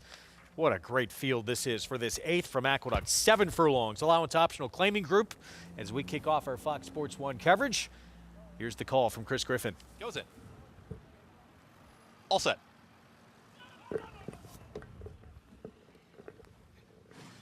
And they're off. Stumble towards the outside. Treaty Obligation was off last. Ridgewood Runner right out to the front, has that early speed, and Gunnet is the gray. In between horses, just had to steady as Ridgewood Runner will cross over, gets over to the rail, is the clear leader. Cascasius down at the rail is now in 3rd. It's progressing towards the outside as White Goes. And going to claim that 3rd spot, and Cascasius now back to 4th. General Bankers in 5th. Tightly at the rail is Reddington. Muscles on through. Up on the far outside in that early group is going to be Sheriff Bianco. Then Treaty Obligation, who's made up some ground, is towards the back end of the field here with the oncoming Skylander and the 2 trailers. Classic Legacy with expected value. 23 and 3 for the opening quarter mile. Less than 4 furlongs to travel. Ridgewood Runner is in front. Ready to challenge is Gunnet. And Gunnet means business is the gray. In between horses is now within a head of the leader. Right there, 3 wide, as White Go is trying to make up some ground for Christopher Elliott. And 4 wide, here's the run from Sheriff Bianco. General Bankers in behind horses is shared 5th. Cascasia's all in, is at the rail trying to make up ground. Ridgewood Runner still with a nose in front. Expected Value is making a big, wide rally. They reach the top of the stretch, and they are lined up. Ridgewood Runner fending them off so far. Here down the center of the racetrack is White Go, who's got some momentum. Sheriff Bianco, Expected Value was far back, is making up some ground. White Go is ready to challenge. General Banker still in it too. White Go, Ridgewood Runner down at the rail, looking for room. General Banker, very game. Ridgewood Runner has come back to the inside, down to these 2. Ridgewood Runner got it. Ridgewood Runner over Wyco. Then came another photo that was General Banker with Sheriff Bianco in 1 minute 24.36 in today's 8th. We felt it was that kind of race. We said everyone had a chance. It's an 18-1 shot. Ridgewood Runner who gets the victory. And give Kendrick Carmouche a lot of credit. While other riders were sleeping out there, I don't know what Romero Mirage was thinking with the 4. I don't understand why Gunnet wasn't forward out of the gate. Kendrick came out with a purpose and was able to clear. And 23.63 is extremely slow for this quality horse in this kind of race. And he basically turned it into a 5-furlong race with a tremendous advantage. And while he's not an easy horse to make on paper, judging by his 18-to-1 odds, he's a horse that's capable of running well if he's given an advantage. And he got that advantage and took advantage of it while others were sleeping a little bit in this race. We didn't see anybody that was single-digit odds run 1, 2, 3, 4, 5. I actually think my horse, the one, ran pretty well when you consider the dynamics of the race. Speed's doing well, but this was a race where Kendrick was alert and others were not. Back to Tampa Bay Downs. First time there for our viewers here on Fox Sports 1, and a Kentucky Derby prep to come. This for the Kentucky Oaks for 3-year-old fillies. The Suncoast, a prep race at 1 mile and 40 yards, where we have the undefeated Her Laugh for Whit Beckman, coming off a stakes win at the Fairgrounds, trying to remain perfect with a Rat Ortiz Jr. aboard. For more, let's go live on sites to Acacia Clement. And we'll get to her momentarily, Greg, but starting off with a filly that's making the first start of her year after running in the Breeders' Cup, talking about La Cara for trainer Mark Casse, a filly that took a while to break her maiden, and I'm not as familiar with her, but it did seem in those 2-year-old races as she got more starts under her belt, and we saw that in Saratoga, the experience just being such a big key, not to mention when she was finally able to get a bit more distance. And from the limited notes that I have from on her comparing to today, she has grown and filled out, which I do appreciate. I came into this race thinking that she might be a little bit overbet and maybe wanting to try and pick against her, but from a purely physical perspective, she is the standout. Got a chance to watch one of her recent workouts on XBTV with Dylan Davis aboard, who will ride her for the first time today, so getting familiar with her, and she just was doing it so easily in the mornings. We know distance not going to be a problem for her. Now the For Her Laugh, another one that showed she could handle distance, winning the Untappable last time out. She was an early scratch down at Oaklawn out of the Martha Washington, waiting a couple weeks and coming here instead. And watching that last race, she was a touch green even still, a little bit late switching in her leads, a little bit anxious in the gate, but all in all showed much improved speed when stretching out and finished pretty easily against that field. Now, she's not what I was anticipating. She's not the biggest. There's not much of her coming in here, and to be honest, really didn't love her back in the paddock, but she's one of those horses that really changed once she got out on the racetrack, and it made a huge difference once she got to start moving and extend her legs. So we'll see if she can remain undefeated in her toughest task yet today. To the outside, the number 8, Chloe, is taking attention as she won with an 84 Beyer speed figure, sprinting on the Tapeta first time out. So a lot of changes today. First time racing on the dirt, first time going long, and while maybe she won sprinting, she acts in her demeanor a bit more like a sprinter in that she's very sharp. She's been really energetic through all the preliminaries coming in here, but physically she is big, she is burly, she is built like a horse that wants more distance. By 'Tis the Law, and the second dam, Habibi, was third in the Kentucky Oaks, multiple Grade 1 winner as well. So there is distance pedigree in there to suggest she should handle it. My one concern with her is if she can keep a wrap on it mentally, and there might be a bit of other pace in here as well. The number 1, Deloraine, I wanted to give a quick mention to her. On figures, she looks too slow for sure. And what is she? She won on synthetic 2-back on turf last time out. I don't know if it was just to get distance. There is some turf pedigree in there, but she looks like she wants every bit of this 1 mile and 40 yards, Greg. All right, Acacia, thank you. Favorite remains the For Her Laugh, already a stakes winner. Has handled 1 mile and 70 yards at Fairgrounds. We'll see if she could do it against this field here at Tampa.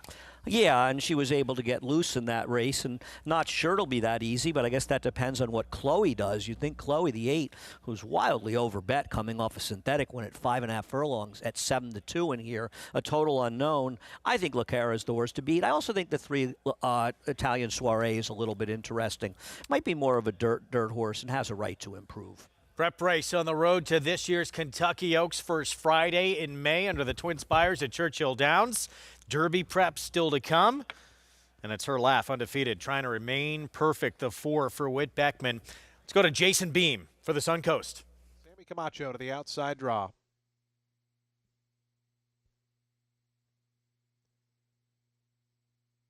Chloe goes in. They're in the gate.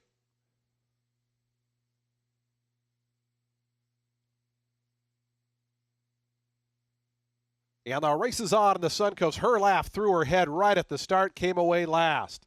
So the picture changes right from the get-go. Lacara going to go out for the early advantage along with Italian Soiree, and those two run in the first turn with Chloe joining them up from the outside.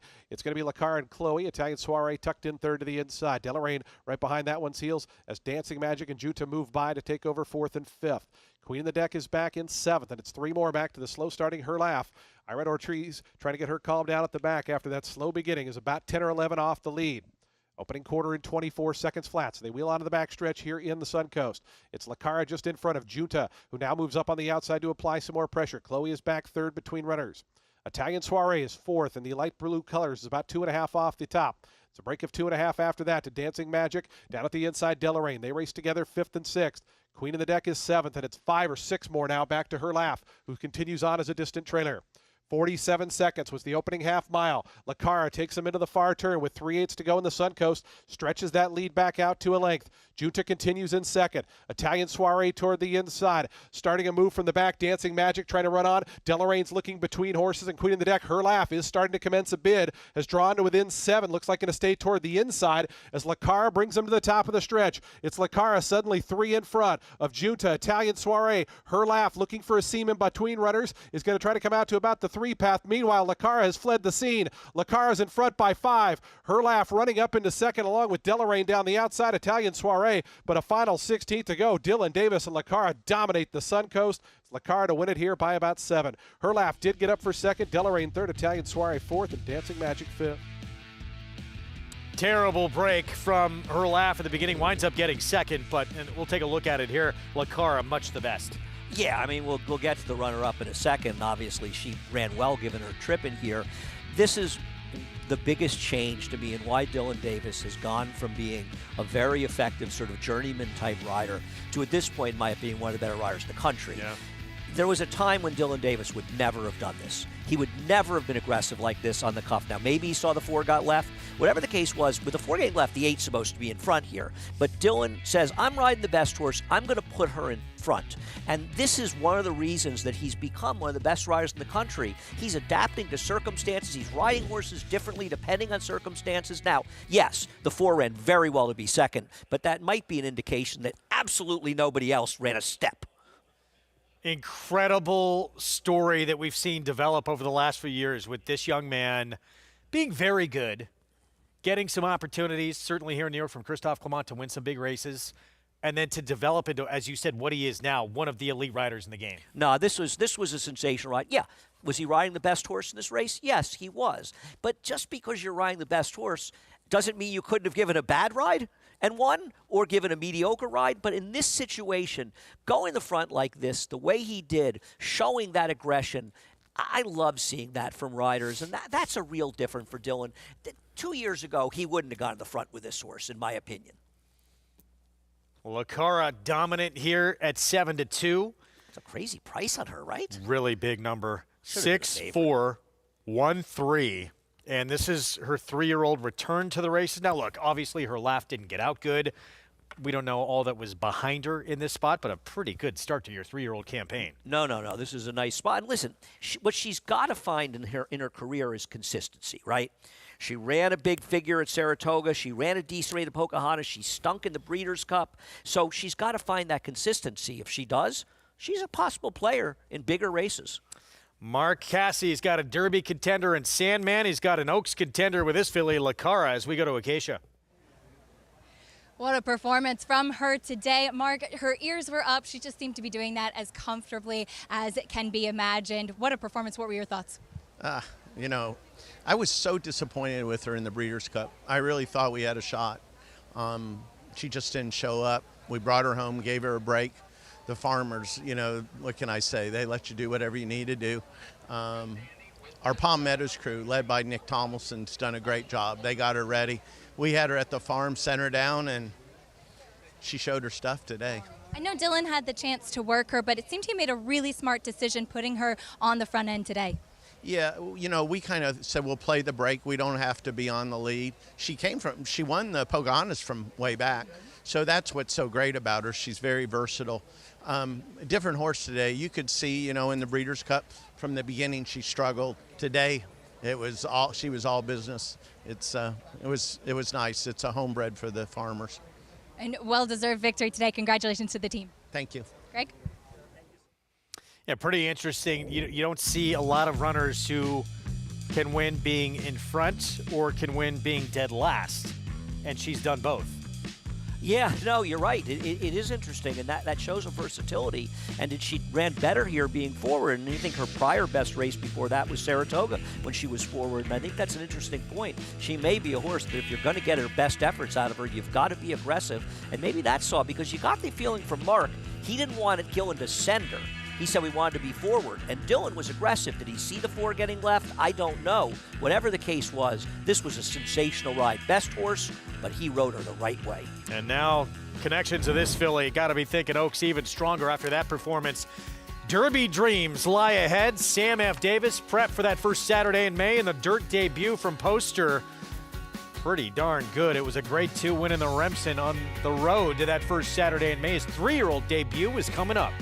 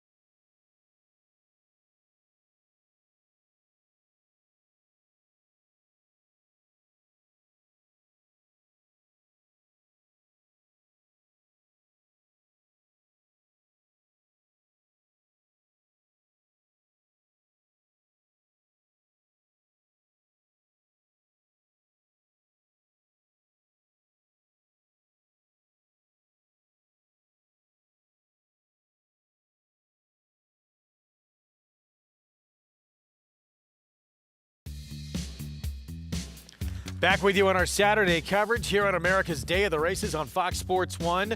We talked about this being really one of the most exciting betting races of the year to this point because everyone had a shot. In the end, it's an 18-1 upset with Ridgewood Runner. Kendrick Carmouche for Carlos Martin. Double-digit odds horses ran 1, 2, 3, 4, 5 in this race. And once again, I can't say enough about how good a ride it was by Kendrick Carmouche, managing to, relatively speaking, slow down the pace in here. And just for people who are wondering about the times of races and the kind of performance we saw earlier, and we'll talk about Sand Devil at one point. Well, this race, with all these horses, It only went less than a third of a second faster than Sand Devil. These are experienced older horses, and it was a faster pace. That race had a ridiculously slow pace. So while we'll talk about Sand Devil later, I think this race really flatters that performance. Yeah, Sand Devil, a New York bred for Linda Rice, won the Damon Runyon in race 2 before we came on the air earlier today, and a horse with Derby aspirations, and we'll get a Derby prep likely next. This 7th race here at Oaklawn, 6 furlong sprint, starter optional claiming field. Look at the current odds. Top Gun Tommy right now favorite with Tyler Gaffleone. Let's go to Mig. Yeah, and it's another very competitive heat here at Oaklawn Park. I can talk about the favorites. I wasn't overly enamored with any of them. I'm going to talk about horses that are more mid-range prices, starting with the 4, Circle Back Jack. The effort 2 back on a fast track was very good, although maybe that's a bit of an outlier from some of this horse's other races. Love the way this horse looked in the warm-up. Loved his energy level. Loved the way he framed up.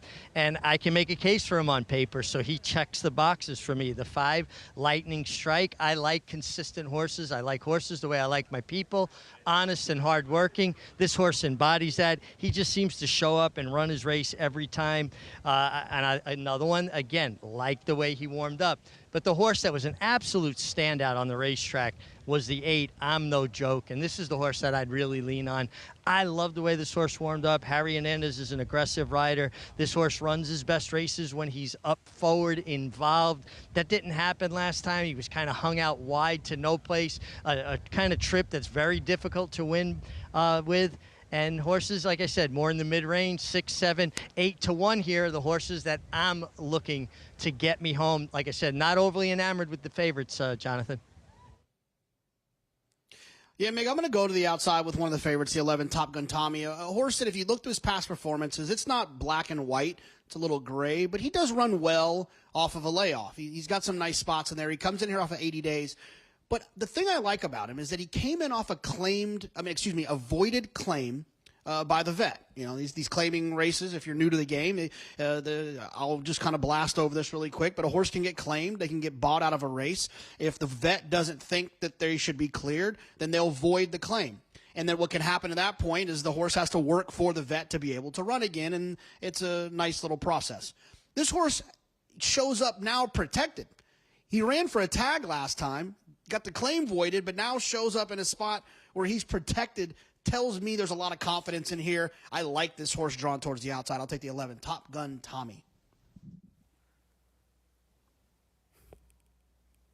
Top Gun Tommy, thank you, JK. 9-5 favorite from that outside post. Tyler Gaffleone for David Jacobson. He's been first or second 19 of his 33 career starts with 11 wins. Yep. I would never bet a horse at a short price for David, not never, but rarely for David Jacobson, because I can't trust him from one race to the next. But obviously he can win, and he drew well towards the outside. I had the race opener, the 4, 5, 8, 10, and 11, preferring the 4, 5, and 11 of those. So I would lean towards the 4 and 5, who were bigger prices. I think Richie makes a good point about the 8, who could be the speed of the speed.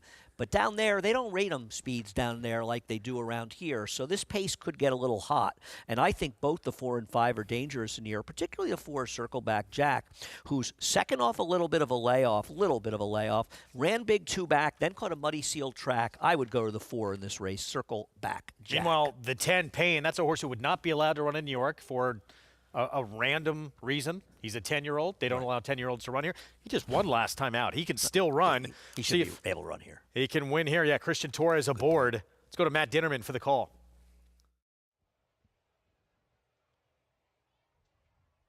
And Laroff. Uneventful beginning. Lightning Struck in the green jacket showing speed. Blame G pumped upon hard to get up there. Isn't quite quick enough in the first furlong. I'm No Joke flashing forward. American Outlaw being part of the fun on the front end here. Wind of Change not far off as well. There's a scramble for the lead. And it's going to be I'm No Joke to take a half-length edge on American Outlaw. Top Gun Tommy plays second, now claiming that position from American Outlaw. Then comes Vale in the 4th position heading into the far turn. Lightning Struck alongside of him. Gap of 2.5 to Circle Back Jack. Blame JD, not his day today, is plummeting back. Wind of Change is next, and Payne will have to pass them all. The old pro, he's behind horses right now as they round the far turn. I'm No Joke, the leader a half-length. Top Gun Tommy, the favorite, right there a neck behind, coming to the top of the lane. Vale Hale is third as they swing off the corner. And then American Outlaw, who cuts the corner, but he's lost ground far outside. Payne's getting rolling. Still has 3 lengths to gain. It's I'm No Joke who loses the lead to Top Gun Tommy. Here's Payne on the scene. Payne and Christian Torres from last to first. And it is going to be Payne, the 10-year-old, coming home strong, opening up late to win by 3. Classy horse. That's his 10th lifetime win. Top Gun Tommy was second. Lightning Struck third. And then Wind of Change in the early leader. I'm No Joke. Back-to-back wins for the old veteran. Yeah, the 10-year-old Payne with a victory under Christian Torres. Certainly got the pace to run into 21.75 and 44, I think, and change the half-mile post. Now, we don't have the odds up. I don't know exactly what price this horse was, Greg, but he did beat the favorite. He was 5-2 when they were going into the gate, for whatever that's worth. And he was 5-2 after the wire, and he won quite easily. I think the 11 and the 8 both ran well given the pace, but they couldn't hold off Payne, who ended up winning quite efficiently. 10 years old, plenty run still left in those veteran legs here. 10th career victory for the old man here, for the barn of Eric Foster. Prices for you when we come back. Still ahead from Hot Springs. What a start to the meet it has been for Corningstone. Grade 3 Bayakoa. Trying to get a graded stakes win and win her 3rd stake in a row at the meet for Ken McPeak.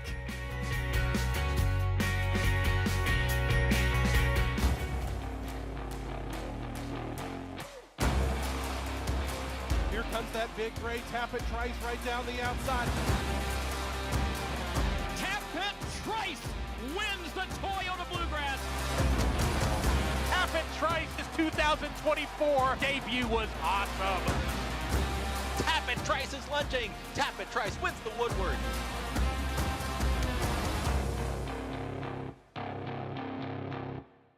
Horse racing? Check. Weekly promotions? Got 'em. Huge payouts? You bet. With Naira Bets.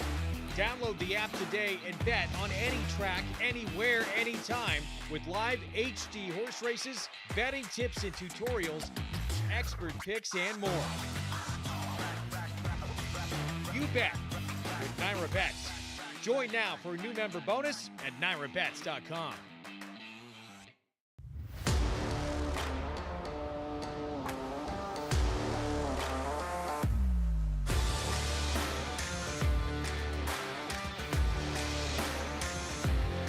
Wet Pink surging to win the Coaching Club American Oaks. Forte to win the Breeders' Cup Domino. Eclipse champion Blame, standing at Claiborne Farm. Enhance your handicapping with AI Fast Facts, exclusively on Naira Bets. Open your Naira Bets app, click View Runner Details, and a stat-driven fact will appear for all U.S. thoroughbred racehorses. Download the Naira Bets app to start using Fast Facts today. RaceLens is the most in-depth product in horse racing, with unique features found nowhere else. True odds, predictive analysis, and pace projection. RaceLens. It will change the way you follow horse racing and take your game to the next level.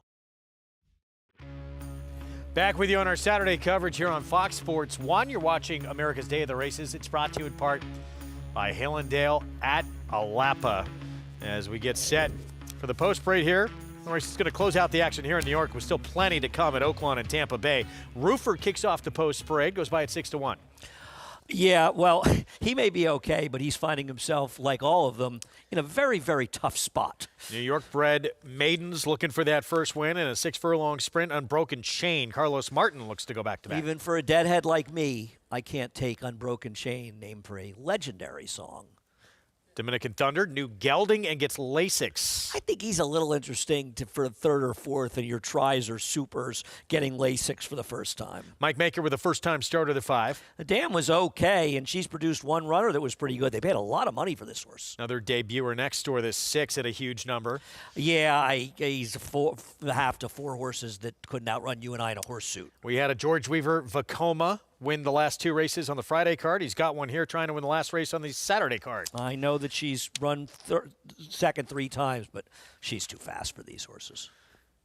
46-1. The 8 went by Skytown, John Terranova at 7-1. The 9. I think the 9 is the second likeliest winner of this race. She could improve and get herself in the 70s, and she's the one, I think, the biggest danger to the favorite. Solar Glare went by, stepping up in class, and here's a first-timer for Christophe Clement, one of the best barns in the game. Yeah, and nothing against Maddie Oliver, but if she was super live, I wonder if they'd ride somebody else, and there's just not a lot of pedigree. And George Weaver also with the outside runner counter move. Back-to-back run to runs. This one's not taking much money as a couple of runners. 2 or 3 of them ran pretty well. Turf in the second family, but this horse being ignored. Maybe it's because it can't run, or maybe they're just not paying attention to the other George Weaver horse. Minute to post, and Maggie, this one here, Roofer will get a 4th opportunity to try and get that first victory. Yeah, and I'm going to try with him, Greg, because I just thought that the mile was stretching him too far. Mitch Friedman is a trainer that does take advantage of the condition book and how, races come up frequently and doesn't miss a trick when it comes to entering his horses. But I think this is the distance this horse really wants to go. I've been a fan of his throughout. I almost wanted to give up on him today, but he looks exceptionally well yet again. So going to try with him. Now, I agree with Andy when it comes to number 4, Dominican Thunder, to throw him in underneath, because these connections, exact same connections, Carol Cedeno with Jose Jimenez, brought a horse back who was a first-time gelding, first-time Lasix, and blew up the tote board last week. This guy is warming up exceptionally well, looks very fit, great coat to him. I don't know how good he ultimately is. He's a little bit of a smaller type, but again, I would be a little leery of him at a massive number of 52-1. On to some first-time starters. Number 5, taking the most money of any of them. America's Back, a son of Practical Joke. Now, the dam won first time out. She was a multiple stakes winning and graded stakes winning dirt sprinter. Has not produced much, though. That's the problem. But Mike Maker can be dangerous, but then again, not so much with his first-time starters. This guy, big, impressive-looking type. I'm going to watch him with a lot of interest because, again, though, for Mike Maker firster, he actually looks pretty fit and has been very professional. Does wear blinkers for the debut. And then maybe this one for George Weaver on the outside being dismissed because why would you run a firster that can run against a horse that looks like a lead pipe cinch to win? In number 7, Vakinda, who I have no problems with. But Counter Move kind of caught my eye. Good size to him, well developed, came in here fit, might be a little green. Might need the experience from the mental aspect, but one, again, both these firsters, Greg, I do want to watch with some interest. Maggie, thank you. Look, 3-5 on the 7 in here for George Weaver, who 2 starts ago was second to a horse we just saw remain perfect with a stakes victory, Damon Runyon, early today. We talked about Sand Devil. That's who had beat him. Although he got away from that horse last start, was supposed to win. He got beat at a short price. He did, but it came of a very, very fast race. If he shows up, it's unlikely he's going to lose this race.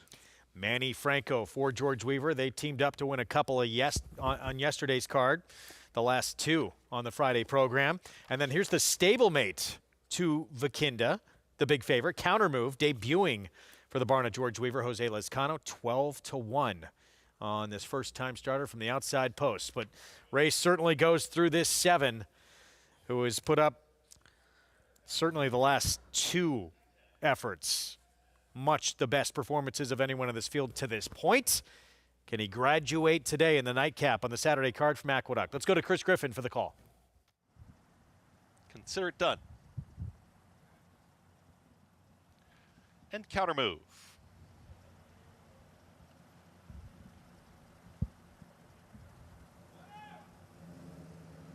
Counter Move. Backs away.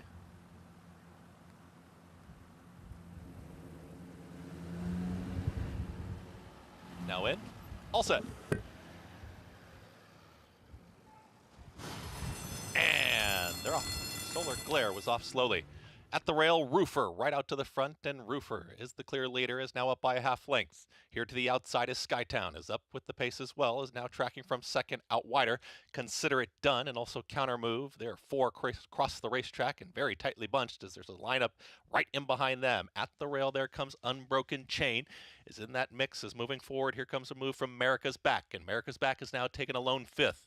Back to 6 will be Unbroken Chain and shoved along Vakinda. Vakinda is now getting the kick back and moves towards the outside, is in pursuit of the front 4 who went 22-3 for the opening quarter mile. The 4 at the back, that's Montauk Memoirs. Also under a drive is Kiss Me, Hold Me, Thrill Me, Solar Glare, and the trailer, Dominican Thunder. They reach the top of the stretch. Here's Skytown, who's ready to challenge Roofer down towards the inside. Counter Move has been making up some ground. Vakinda out in the center of the racetrack and about to split rivals. Here comes America's Back. 5 of them across the racetrack late. It's Skytown for a final furlong, trying to get there. It's Skytown down towards the inside. Vakinda rolls late. America's Back in between horses. Counter Move right there. Can Skytown hold them off? It's Skytown still clear. Skytown. Katie Davis wins the finale. Vakinda second, Counter Move, and America's Back finished 4th in 1 minute 12.39 seconds.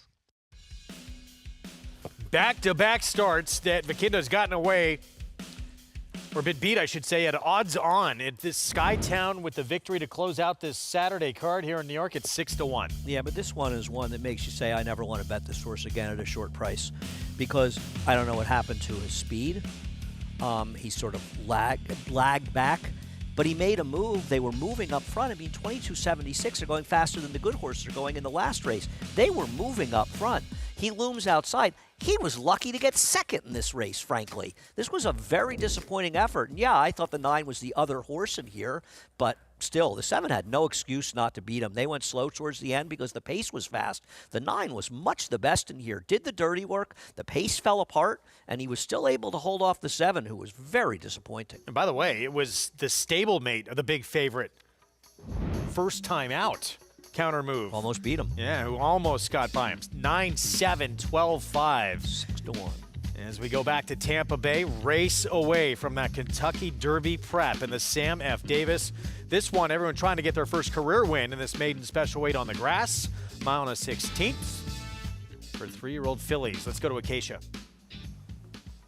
And Chad Brown sends out a strong duo in here. Greg, starting with his first-time starter, Portfolio Duration, the 9, was purchased at the Tattersall's October yearling sale overseas for the U.S. equivalent of about $190,000, daughter of Night of Thunder. A big fan of the stallion, and a horse that didn't grab my attention back in the paddock, but really warmed up beautifully. Flavien Prat took her right away from the pony, moving really nice out there. Some good size to her as well. And looking like distance should be her friend. Her stablemate has experience. The 7 lying by omission. Horse that was purchased for a modest $68,000 as a yearling at Arcana.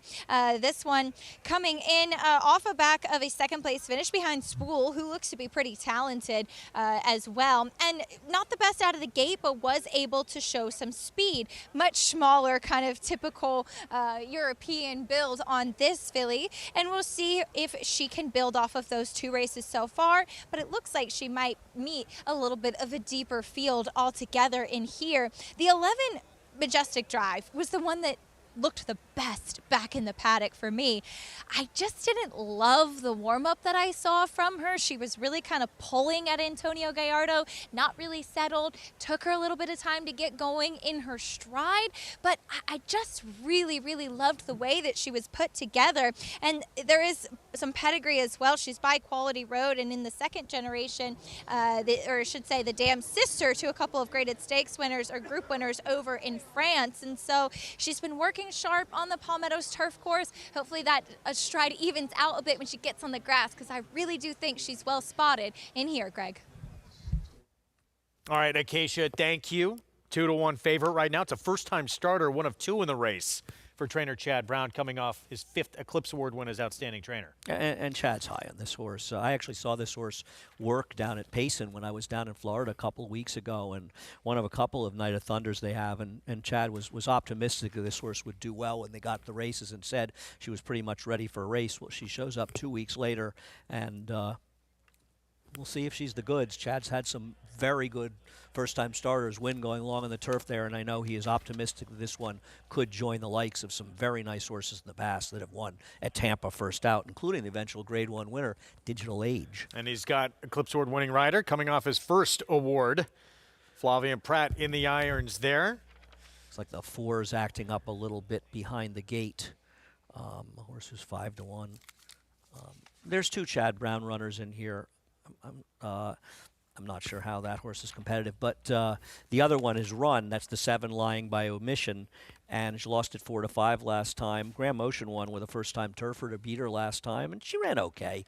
But if the 9 is talented, she's probably better than the other Chad Brown runner. And she's the one being bet down to favoritism right now. Again, that 9 debuting here. Portfolio Duration. Race away from our Kentucky Derby prep in the Sam F. Davis at Tampa Bay Downs. Let's go to Jason Beam. Mission to gate 7. And Hit Song and Alonso Quinones to the outside draw. Going to complete the line.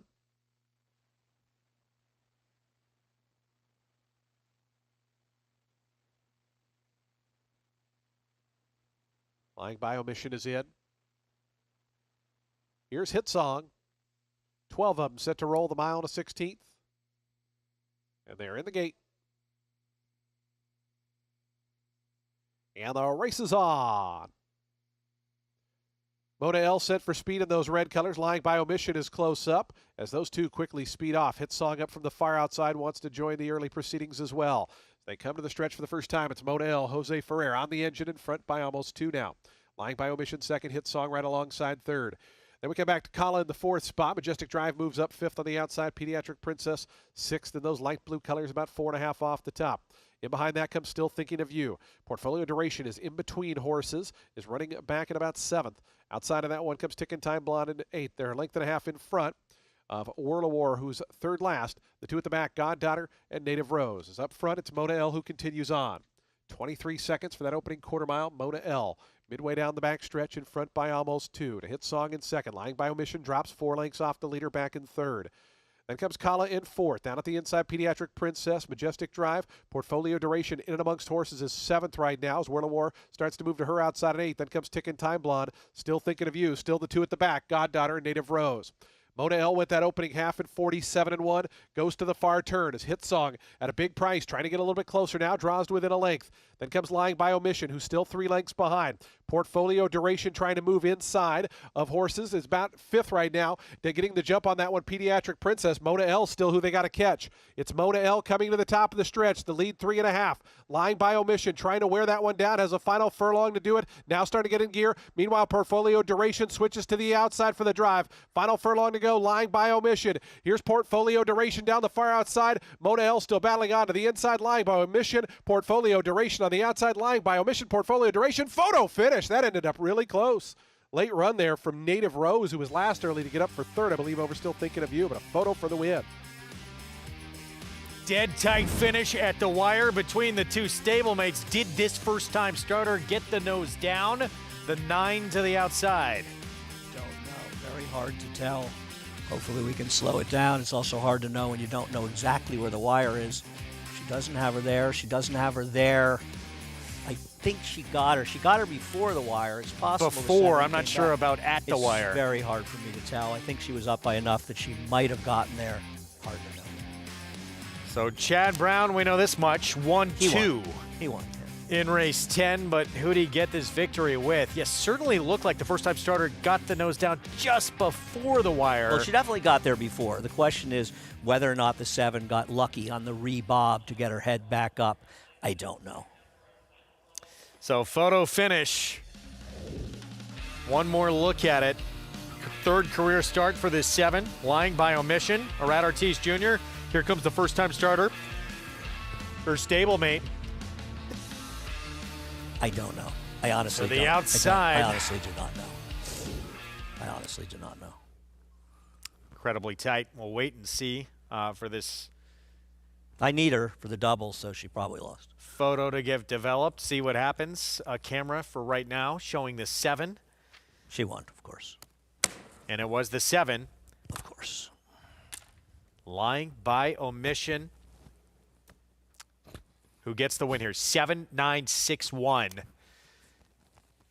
And again, yeah, Portfolio Duration just in front, but right before the wire. So that next bob goes to the one with experience.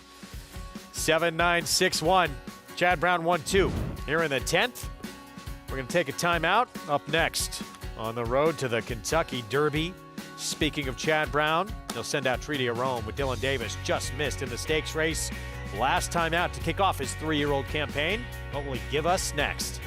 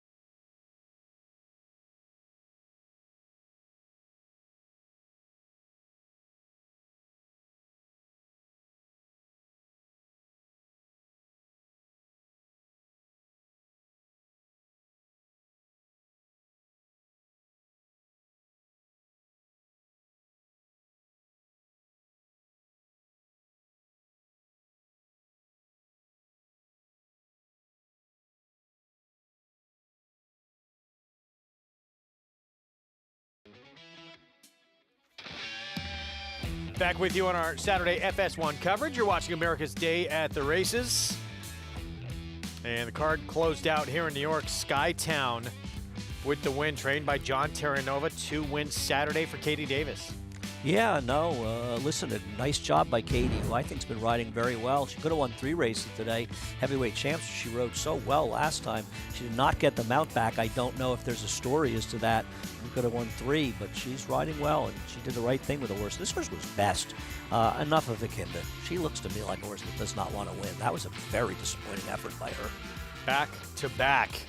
Yeah, defeats at short prices for Vachinda here. As he comes up empty in a race that looked like he should have got it done. Meanwhile, back to Tampa.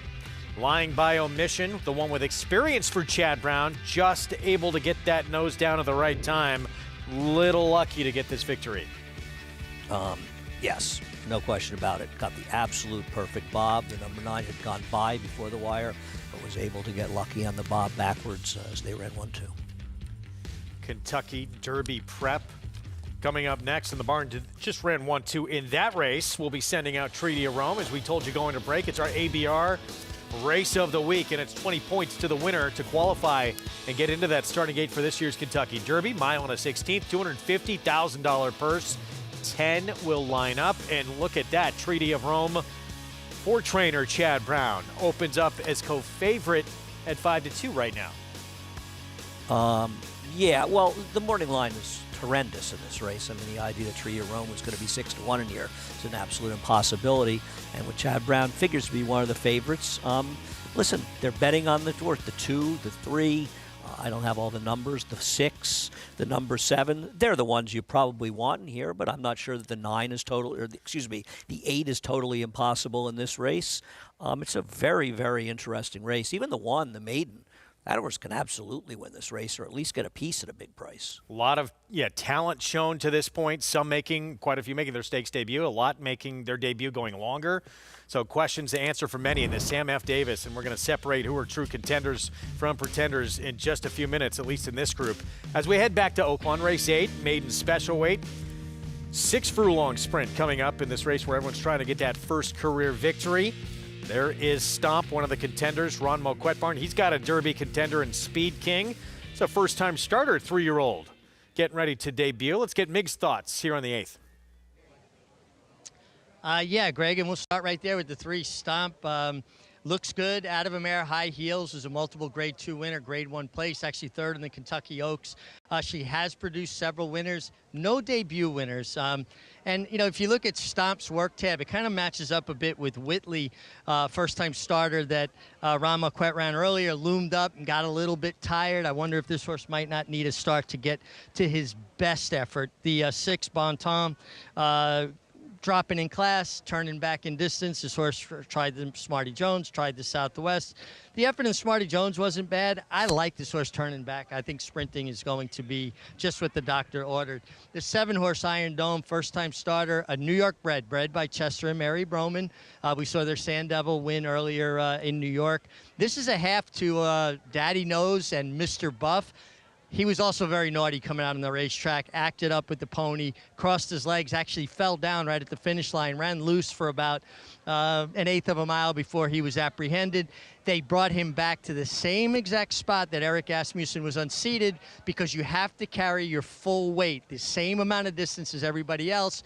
If he won the race and didn't carry the weight from the spot where he was unseated, there could be a protest. So they did everything by the book. This horse was just very, very green. And then out of the first-time starters, the one that's taking the most money and the one that I prefer is the 8 Him. Nice work tab. Like those couple of 3-5 furlong drills in a row. It speaks to fitness. Really looking good under Rafe Bellerano. And Jonathan, I'm just wondering, do you give a first-time starter like him a prayer? My man, Richie. You know, what's funny is I thought you were going to talk about Iron Dome because I know we're going to like the old New York bred Mr. Buff that everyone, I've always heard they named that horse after you. I dare someone to prove me wrong. I think that this horse probably wants longer. Mr. Buff was better longer. I like the 8 Him as well. And look, you pointed out those 5 furlong works, and I'm looking at the tote board, seeing that this horse is 7-2 for a trainer in Ron Moquette, who only wins at 9% with first-time starters. That says something about how this horse has been training. The other thing, too, is that this Mackenzie has had a heck of a year. I mean, a heck of a start to his career. His 2-year-old, his first crop, he got, 3 grade 1s, 2 in New York, winning the Champagne and the Hopeful with Chancer McPatrick. And I think Mackenzie's going to make it as a stallion. I think he's going to do all right. And when I saw his name in here, it kind of caught my attention as well. I think the 8 is who I want today. There's probably some other horses in here you might want later, but we're going 6 furlongs today.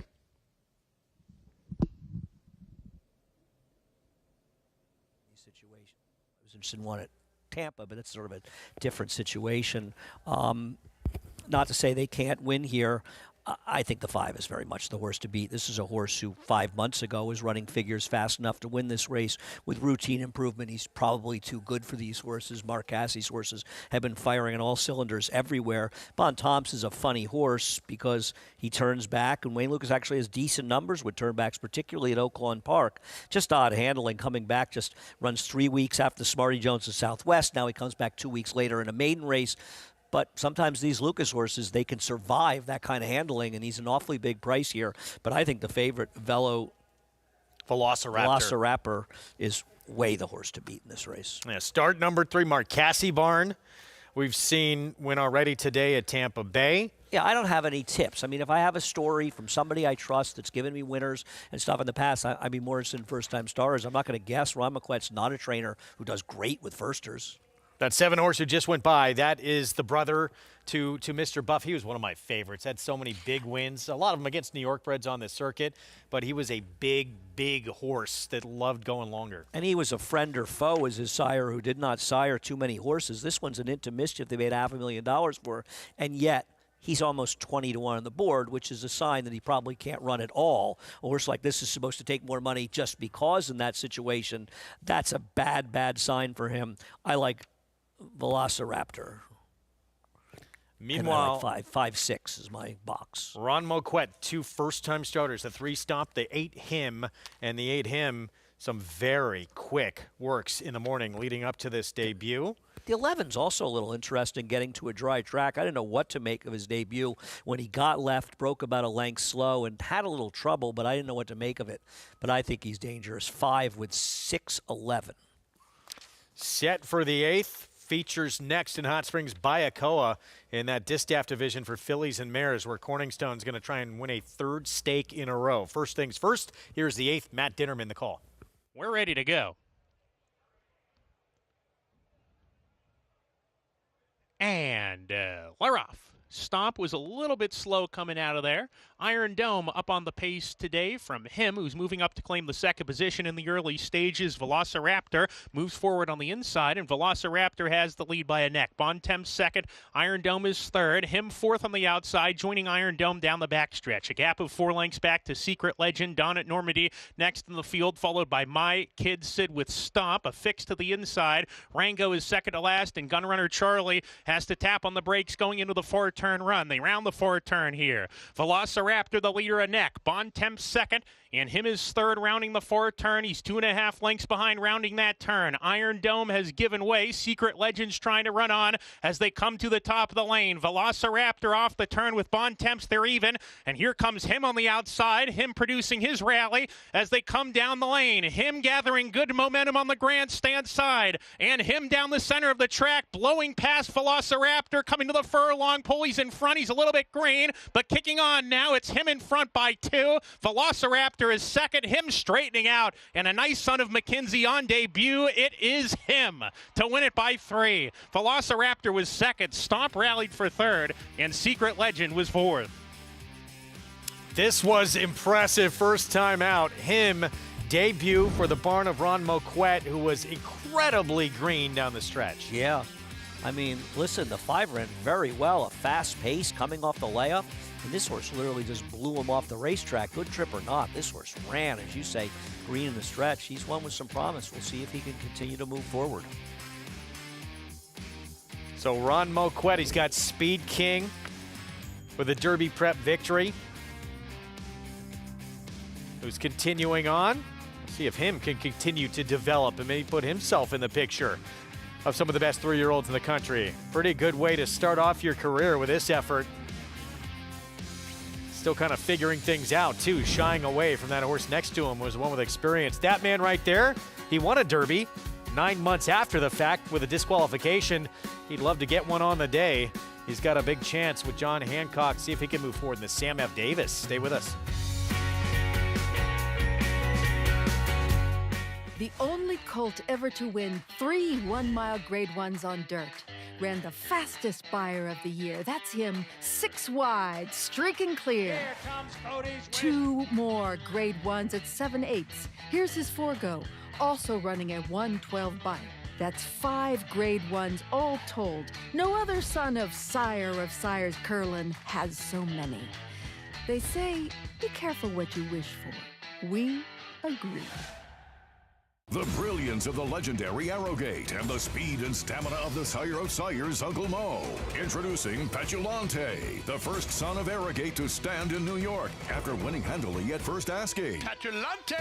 He's got a kick here, and he's going to prove much the best. He won or placed in all 7 of his lifetime starts, including the Grade 3 Salvatore Mile. Petulante, Nimbus Class, Petulante! Petulante, now standing in New York. For information, visit IHDVStallions.com today.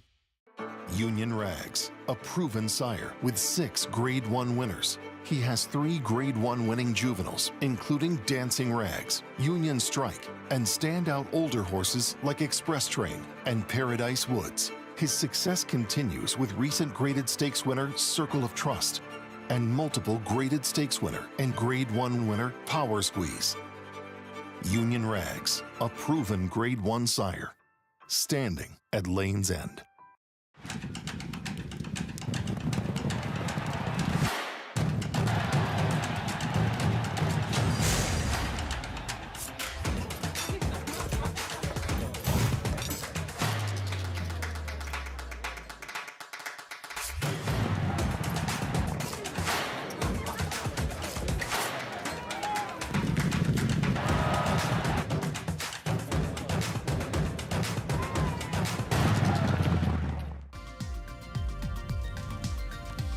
Back on our Saturday coverage on the road to this year's Kentucky Derby. Sam F. Davis, Derby prep up next.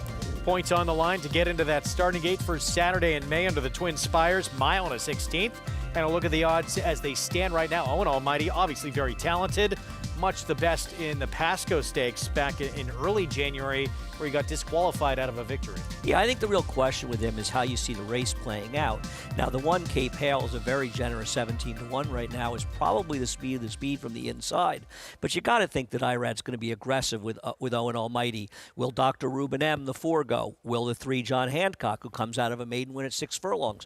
How aggressive is he going to be? And I think he could get himself a little bit sort of stacked up behind horses, while a horse like Treaty of Rome, who may be the horse to beat outside of Owen Almighty, is getting that comfortable trip inside because he has the 2-post and he's not a speed type. Where is Poster going to be? Another horse that's a player in this race. A lot of things going on. It'll be interesting to see how the race develops because potentially there's some speed in here. Yeah, certainly is. And we'll go through this field a little bit deeper in a moment. Let's look back to earlier today on the card here in New York.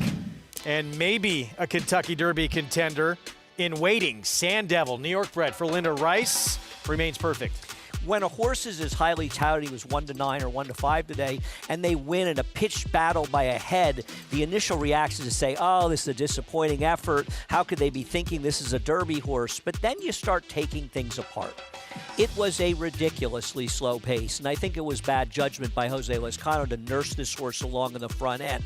So with the slow pace, it's hard for a fast final time, but let's make some comparisons. It was 1.69 seconds faster than the horse that won the next race, the Stake for Phillies, a horse who probably ran about a 70 buyer. That puts the figure in the 90s, and you look at that strong 8th race today, which featured not a fast pace, but a faster pace.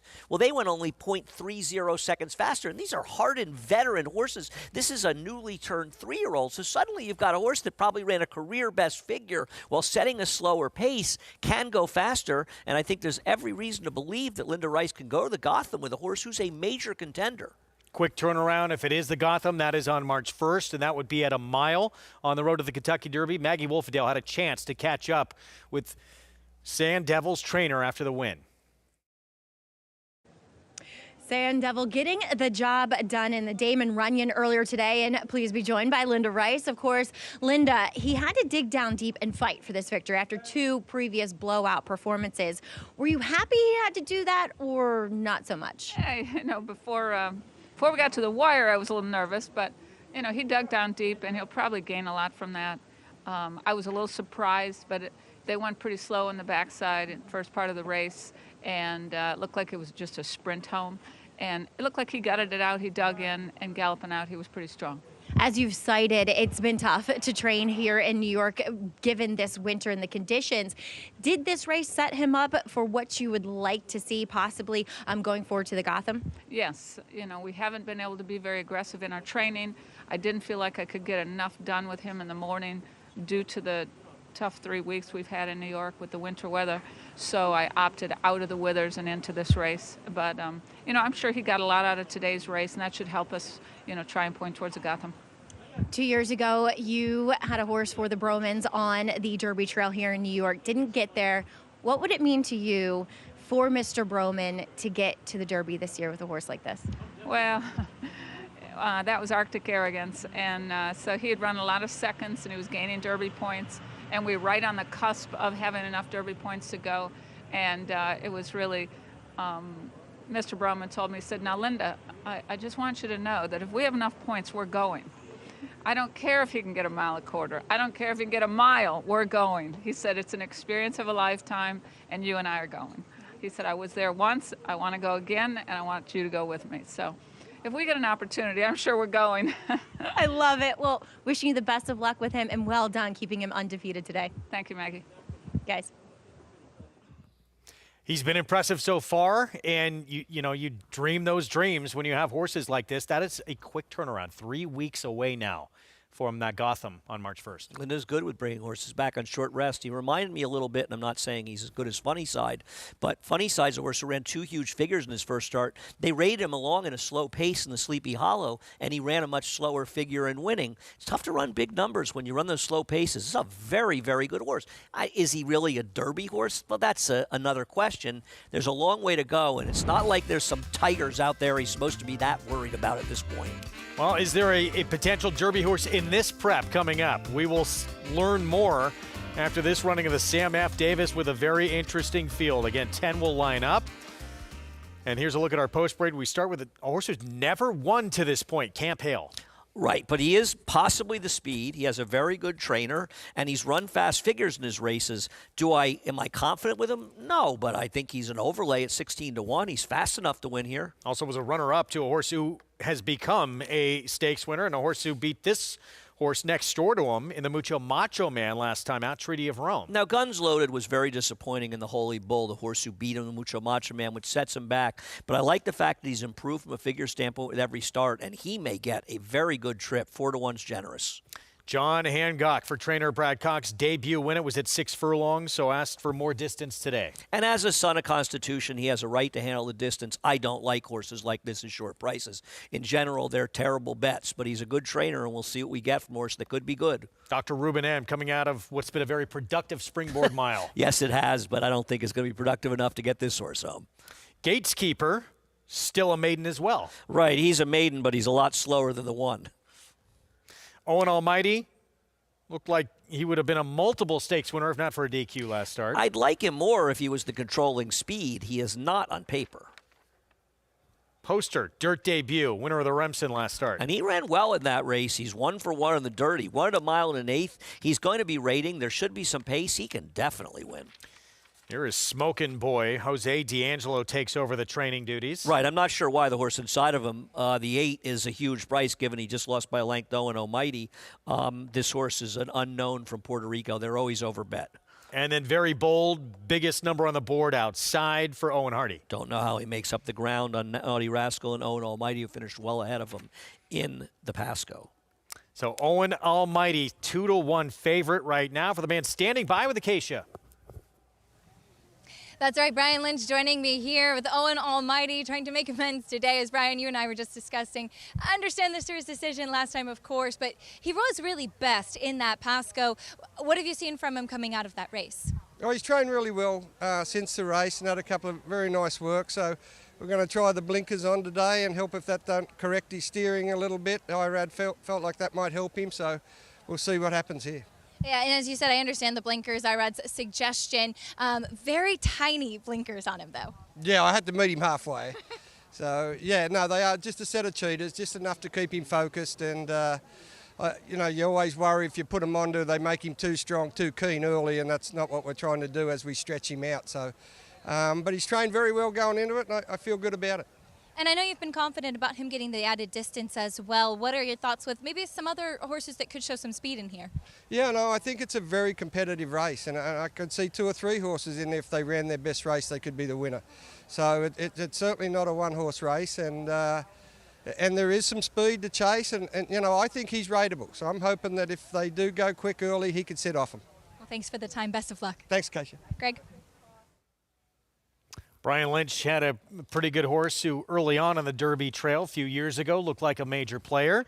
We'll see if Owen Almighty can turn out to be that horse for him this year. Well, not that dissimilar in the sense that that horse, Classic Causeway, who has had some success going forward and won a Grade 1 on the turf, and that distance becomes a question for them. I think he can win here. I would never bet him at 2-1. I just think that he is a little bit wet on the track. I don't know what that means. I don't know if he always is, so I ignore those things. But can he go long? Can he be effective? 2-1 to me in this race, though, doesn't work for me, though I'd rather bet him at 2-1 than John Hancock at 5-2. Yeah, John Hancock, just one start, and that was at 6 furlongs. We do see, Owen Almighty a little bit wet there, who's a 2-1 favorite. Maybe Acacia can tell us more. Yeah, he has gotten a bit warm, Greg. He was really on the muscle last time in the Pasco, though it was a far cooler day in Florida than it is today. It's in the mid-80s this afternoon, so I'm not too concerned about that because he's an energetic horse. As we touched on with Brian, very tiny cheater blinkers going on in here, but I think that the way that he moved in here in the warm-up, he was far more reactive and tractable and manageable to Irad Ortiz versus what I saw from him last time, which is when we did see him with his head turn and fouling rookie card, resulting in that DQ. So we'll see if he can handle the added distance. The 7 poster, the Remsen winner, comes in. I haven't seen him before, but confirming with Maggie that he was really fired up back in the paddock before the Remsen. Very much the same today, but he is big, he is solid, he is strong. Distance is his friend. The 2 Treaty of Rome just looks the best in here, though, today. I like him getting a little bit more distance. I spoke to Chad Brown this week, and he said the extra week versus the Holy Bull resulted in the decision to go here as far as the timing. And finally, the 3 John Hancock, not the biggest. I know Brad Cox was optimistic about the distance given his pedigree, but we'll see if he can handle it, even if, Greg, John Hancock did not actually sign the Constitution. I thought it was a Declaration of Independence. 5-2. We don't give out history lessons on this show. We do give other things. Look, we'll see if these 2, Owen Almighty the 6, John Hancock the 3, both major question marks in terms of getting the distance in a barn that was inches away from Kentucky Derby glory last year. Chad Brown, Sierra Leone, just missing after lugging in the stretch. Can Treaty of Rome be his Derby horse this year, the 2, who just missed in a stake at a mile last start? We're about to find out, and who's going to continue on this road to that first Saturday in May. Sam F. Davis here on our coverage on FS1. Let's go to Jason Beam for the call. Very bold to the outside. Goes in. They're in the gate. And the race is on in the Sam F. Davis Stakes. Owen Almighty got away to a good start, as did John Hancock. So the 2 favorites hook up right from the opening bell. John Hancock, Owen Almighty in front. Naughty Rascal away in good order in 3rd. Camp Hale toward the inside is 4th in the red colors. Treaty of Rome is 5th in the purple colors close up as things got tight down toward the inside. Then comes Gateskeeper, who's on the inside of Dr. Ruben M. They race 6th and 7th. Very Bold is back 8th. Smokin' Boy is 9th, and Poster is the trailer. John Hancock is the leader. Flavien Prat and John Hancock, 22 and 3. It's a solid tempo up front as Owen Almighty applies pressure from that 2nd position. Naughty Rascals third in the pink cap, out toward the outside, just a length and a half off the lead. Then comes Camp Hale under a good hold, fourth toward the inside. Dr. Ruben M is fifth, only 2.5 off the lead, is up front. Owen Almighty going after John Hancock right here now to Poconos in front. So they have a half mile left to go in the Sam F. Davis. John Hancock and Owen Almighty, those two trading punches early. 46-1 the opening half mile time. Naughty Rascal perched right to their outside. Camp Hale fourth, still about 2.5, 3 off the lead. Right outside of that one, Dr. Ruben M. Starting to launch a bit from the back is Very Bold. Poster starting to get underway, was last, has gone by a few rivals as Treaty of Rome drops out of it. Poster's on the move, but still has 6 or 7 to find. Around to the top of the stretch, John Hancock and Owen Almighty. They've been going at it since they sprung the latch. They've now put 3 on the field. Camp Hale moves up to third, going to swing to the outside. Poster continues his move right down the center of the track. John Hancock, Owen Almighty, shoulder to shoulder at the 8th pole. John Hancock on the inside, Owen Almighty on the outside. Camp Hale still 3 lengths back. Poster continues to make up ground. Owen Almighty goes narrowly to the front. John Hancock battles right back. John Hancock, Owen Almighty, John Hancock. John Hancock signs his name to a Sam F. Davis win. Owen Almighty was valiant but second best. Then a photo between Poster and Camp Hale. John Hancock, just his second career start. First start going beyond 6 furlongs. First start at 2 turns, and in a dogfight with a much more experienced runner, and he comes out on top. No, this was a terrific effort by him. Both these horses, they went fast and they held the whole way. Now, I'm trying to see, I've only watched a couple of dirt races so far, and we did see Speed win the 7th race, and we saw Speed win the 9th. I'm wondering if the track is kind to horses that are forward. But this was a nice performance by both of these horses. That was a fast pace, and nobody made a run. So John Hancock, now a perfect 2 for 2, handles these 2 turns as we go back to Acacia. And I'm happy to be joined by assistant trainer Blake Cox joining me here as John Hancock. He really fought today. Has to be encouraging in just his second start. He did. He made a huge jump forward today. Thought he was going a little quick early, but he battled on, didn't let the horse to the outside by him, and huge effort. Still a touchscreen with the way he carries his head a bit. Has he always kind of been like that? Yeah, he is. He's a very high-energied horse. You got to watch him. But, no, he's definitely still learning. Yeah, he tried to bite us the other morning. He definitely has spirit. But how much does that show you today with the way he was able to handle that added ground? Yeah, first time 2 turns, and to be able to relax. It took him a second to relax, but once he did, relax well for Flavian and save something for down the lane. Well done. Thank you. Greg? John Hancock, this was impressive. The final time was very impressive, too. Not that far away from actually a track record for a mile and a 16. Yeah, without seeing the other dirt races or knowing the final times, it's always hard to judge. And these horses ran hard the whole way around the track. It is a little odd, given how fast they ran, that nobody was able to make up any ground. And that's the only reason I'm wondering about the track. Take nothing away. These horses ran very well in here. I'm wondering if the track helped them. But this was a nice effort by both of them and just a second-time starter. 3-6-7-1, Owen Almighty. DQ'd out of that Pasco victory last start. Tough runner-up finish here.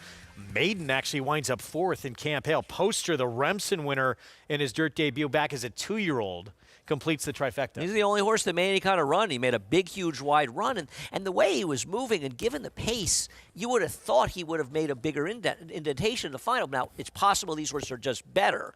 But on the other hand, I'm wondering, and I'm going to want to take a little bit of a look at the other dirt races when I get home tonight. But obviously, 2 for 2, this is a horse with a lot of potential. But they're not moving into my Derby top 10. And I know, Greg, like a lot of people, you just can't wait for that big reveal tomorrow.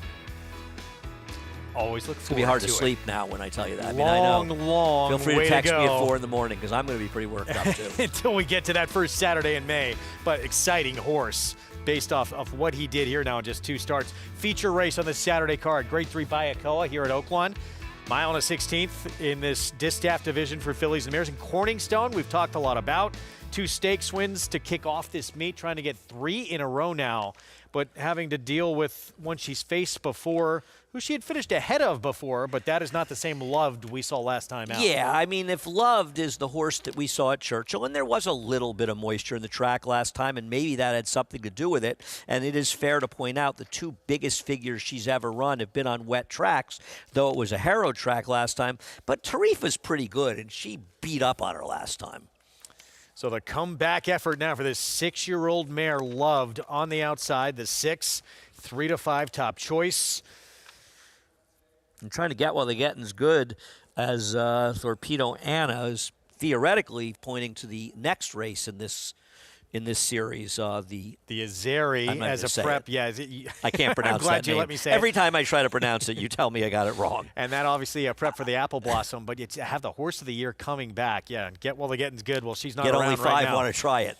They're still scared of her. She's not even in the race. Corning Stone. She's won back-to-back stakes here at the meet. Well, Kenny McPeak isn't scared of anybody, and she's running, and she's in good form. I think she probably has to get faster in her last win if the 6 shows up. She's a stablemate, of course, to the horse of the year, Torpedo Anna. Here's Wild Bat Hillary, Speed. Yeah, it makes sense that this one is the longest shot on the board. She overall is just not fast enough. Going to try and wire this field on the front end. Little Jamie, Robert Medina Barn. We saw this horse win last time in the Wayward Lass at Tampa. Now, she was $11, similar price she is today, and that was a softer spot. But she's okay. Incredible story right here. All-time leading money earner in Louisiana-bred history. Free Like a Girl, who cost only $5,500. She's won over $2 million. 21 for 47, 32 times first and second. If you don't love horses like this, you don't love the game. And Loved, the 3-5 favorite, coming off a Grade 3 win to end last year. She seems to be putting it together for Brennan Walsh. She makes her 6-year-old debut, and this one, a Godolphin homebred, she could be okay if she can build in these races. Can she take another step forward at 6 or even maintain her form? Well, standing by with the trainer of this tremendous Louisiana bred who's won 21 times in her career. Let's go to Mig.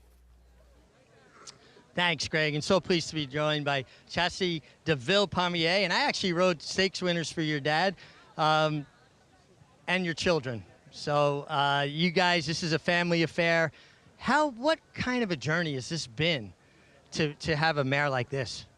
An insane journey, honestly. We're pretty small. It's just me. This is my right hand right here, half my brain. And it's been great bringing them along for the ride, all the people that support us and help us, and it's just been awesome. I mean, we're blessed with her. I can't say anything else. Could you identify pretty early on that she was a special kind of talent? Yeah, within the first few works, we started letting her down. I called Dad and I said, you need to come watch her work. He said, why? I said, she's the real deal.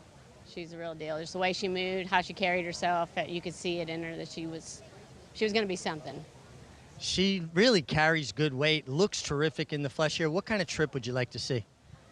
I always just safe trip for me. You know, some days she kind of wants to get geared up and get on the lead. Some days she wants to lay off and stalk a little bit.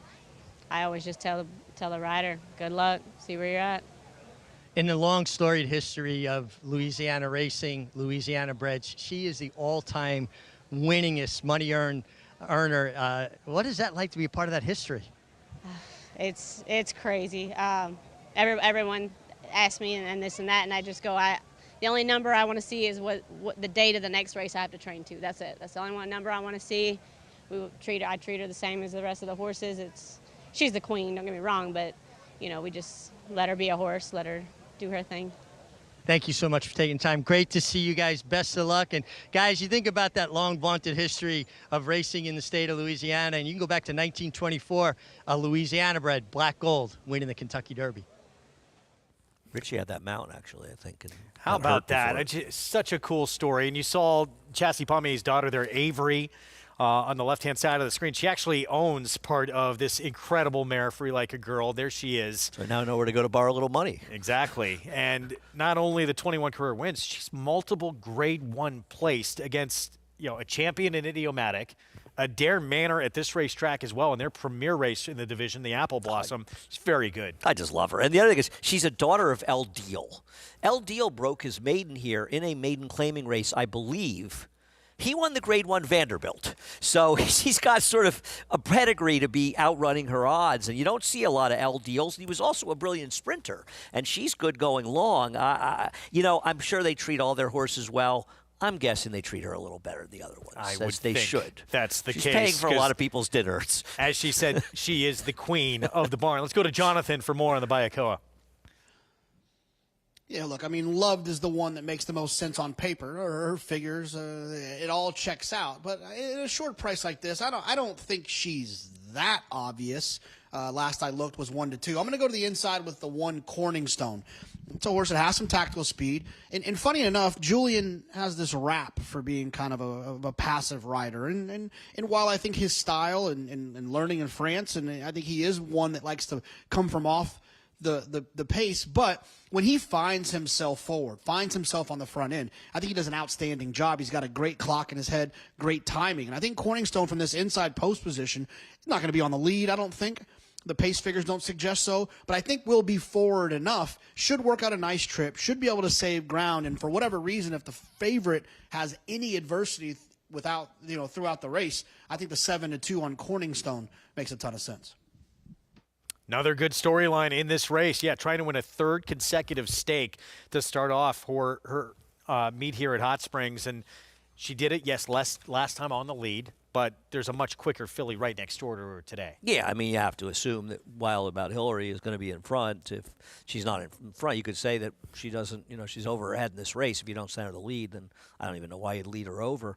I don't really have a strong opinion here. I'll tell you one thing I believe. I don't know why Cornerstone is 3-1 and Little Jamie is 7-1. I think they should be very similar prices in here. Little Jamie ran well last time. She ran a figure that's fast enough to win. I think she's the overlay at 7-1. The thing about Loved is that she has 1, 2, 3, 4, 5, 6, maybe 7 figures that are basically faster than any of the other horses have ever run except for Free Like a Girl. So it's not just that her last race was a good race. In general, she's faster than these horses. Now, I don't need to advocate for 1-2 shots. You all understand why she's the horse to beat, but that's why I would have trouble beating her. She runs consistently well all the time, and she's coming off her best career effort. 9-week layoff, though. She's 6 years old now. But as you said, so many of those efforts, and recent, too, where she just seems to tower over this field now. And you said Free Like a Girl, who's got a few in there too. Free Like a Girl, as great a story as she is, her last few starts, she's not been as good as we're used to seeing her. She's a big price in here. She's a great story, big price. Let me say something else I loved. Okay, a 9-week layoff. Well, her last race was off a 7.5-week layoff. So it's not as though she's a horse that can't run well. I don't worry about it. In today's racing world, is 2 months, is that really a layoff anymore? I don't believe it is. There was a time when it was a long layoff. That time, unfortunately, is long gone. 1-2 on Loved. Grade 3, Bayakoa, Corningstone from the rail, trying to win her 3rd straight stake at the meet. Let's go to Matt Dinnerman. We're ready to go. And they're off in the Bayakoa Stakes. Corningstone broke very slowly, drops to the back after that beginning. Wild Bout Hillary, the Louisiana shipper, on the lead. Free Like a Girl is 2nd. Loved will sit off in 3rd with Little Jamie there together. And Corningstone a tight hold here. Keen to go on behind the pace is Corningstone, but broke last and will have to pass them all. 4 lengths covers the Bayakoa field here as Wild Bout Hillary and C.J. McMahon set the pace. A length in front of Free Like a Girl, the $2 million earner's 2nd. There's Love, the Grade 3 winner. She's 3rd, taking that spot from Little Jamie back to 4th on the rail. And Corningstone looking for her 3rd stakes win at the current Oaklawn meeting. Will be at the back early and is still 4 off the pace down the backstretch. 24 2/5 seconds, the first quarter mile. Wild Bout Hillary setting a slow tempo. A length in front of Free Like a Girl. Loved still 3rd, has no pace to run into, but she's in midfield with Little Jamie to the inside. Gap of 2 to Corningstone getting towards the rail as they approach the far turn. Wild Bout Hillary opening up the lead to a length and 3/4. Free Like a Girl gets a breather, comes back on again. Wild Bout Hillary, 3 furlongs to go, quickens the pace, 3/4 of a length ahead. Free Like a Girl chasing 2nd.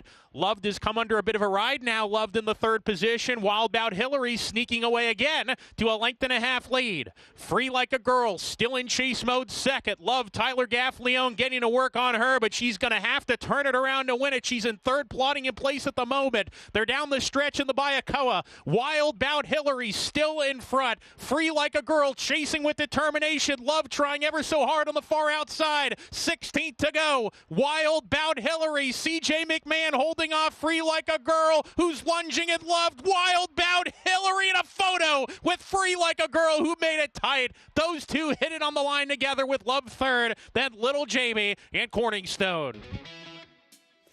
The Louisiana bred Free Like a Girl trying to get there, coming up just short. It's Wild Bout Hillary with the victory. This is a shocker. Corningstone completely left of the gate, changed the complexion here a bit. We expected the two on the front, but we expected Corningstone to be a lot closer.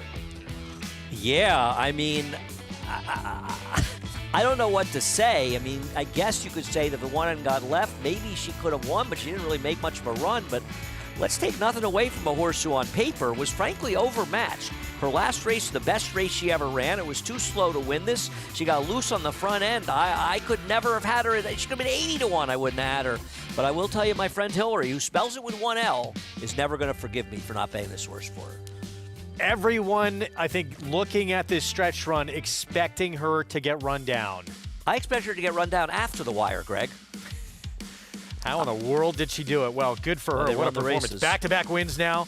Won a stakes race that came off the turf at Fairgrounds last start and then beats a superior field here in really just every way. Maybe she's just getting really good now. I don't know what to say, but hey, congrats to the connections. You can't win if you don't try, and she was tough to make on paper, but speed is deadly, and nice job wiring this field. I know Love made a run at the end, but she had no excuse. She's never, this 4-year-old filly really has been, for the most of her career, a sprinter. They haven't given her opportunities going long. She's now 3 for 3 at the distance. And I believe that she was 15 to 1 in this race. Does that sound right to you, Greg? She was 16 to 1. Yeah. I couldn't have had her at 116 to 1. 5, 6, 3. What a shocker in the Grade 3 Bayakoa. It's Wild Bout Hillary, the winner.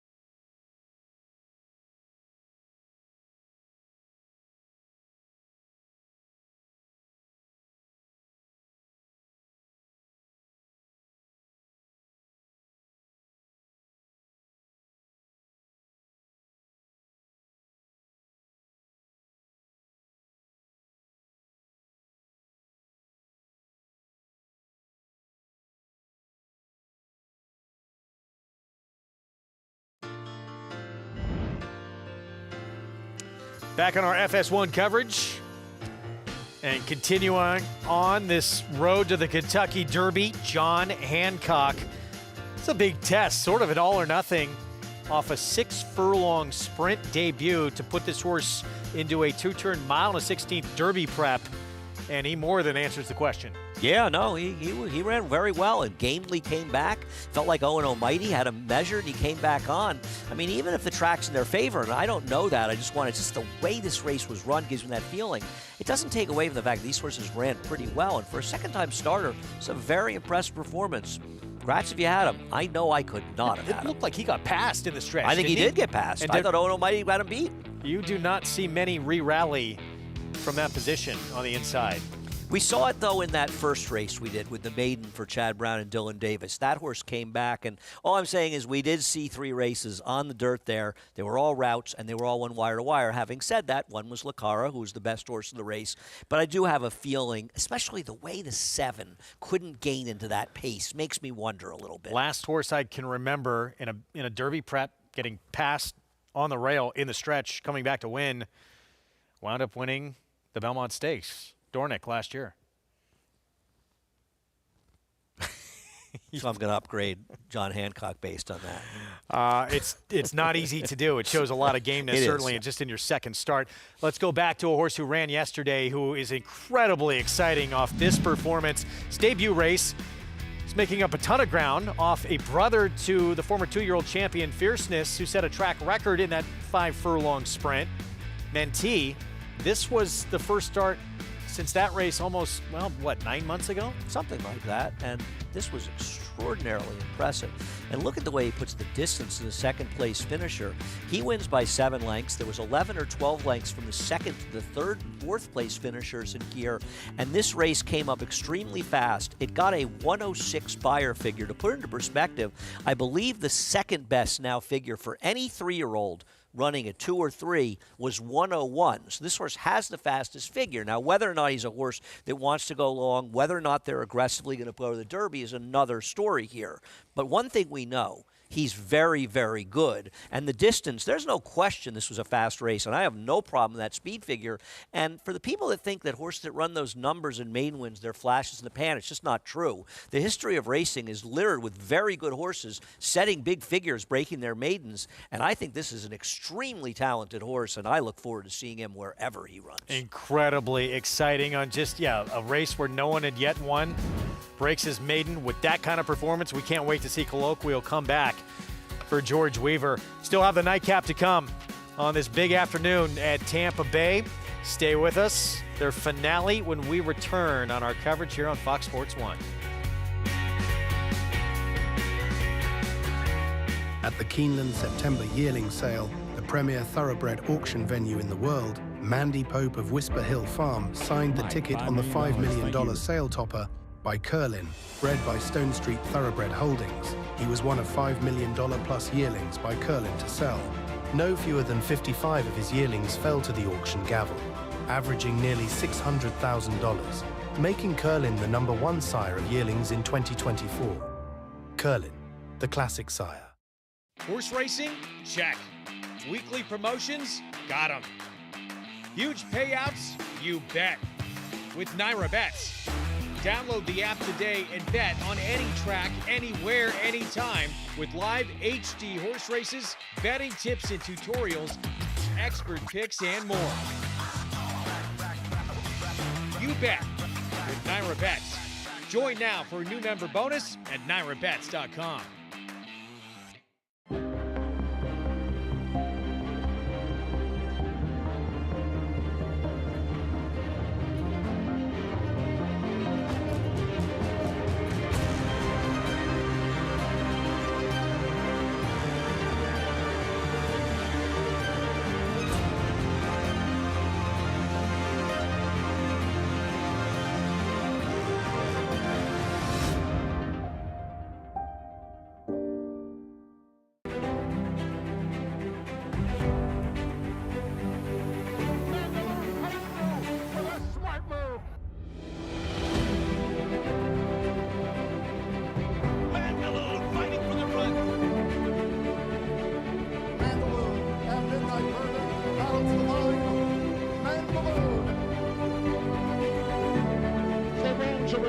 It's Mandaloun, and Mandaloun wins.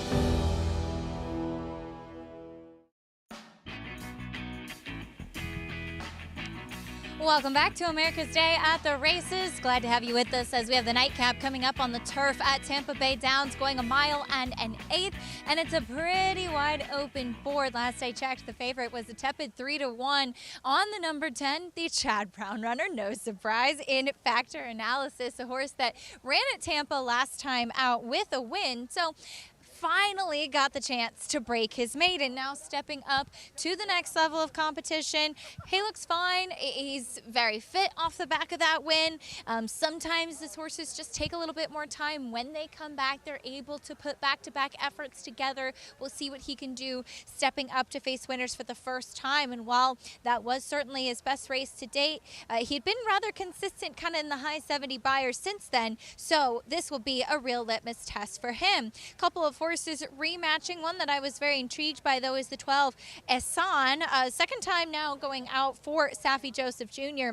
I thought last time out, no gate speed on him, and he is kind of angular in his hind end. It doesn't really look like an overly quick horse, and he's very big and solid. But I thought finishing well between horses without the smoothest trip and really just missed. Does have to work out a trip from an outside post, but has Irad Ortiz in order to do so in here as well. The number 11, Sheriff Ali, has run well on synthetic, but trying the turf for the first time. He may just not be good enough overall. But Mark Casse will put this one on the grass, and it's out of a mare who was a 3-time turf winner. And while none of the other foals did try the grass, I think that this guy should like the surface switch in here today. It's a wide open race on the turf to wrap up this Tampa card, Greg. Thank you, Acacia. Great job this afternoon. It's been a fun Saturday at Tampa with these big preps for the Oaks and the Derby. 5-2 favorite in this race. We don't often see runners take this long from this barn to break their maiden, but when Factor Analysis did it, he did it in a very big way. Yeah, I think, the interesting thing was they were running him in longer races, and he ran his best race when they cut him back to 1 mile and an eighth. So maybe he's a little bit better going shorter. He'd been disappointing. He did lose and run well when second behind a stablemate Investing. They were part of an entry together.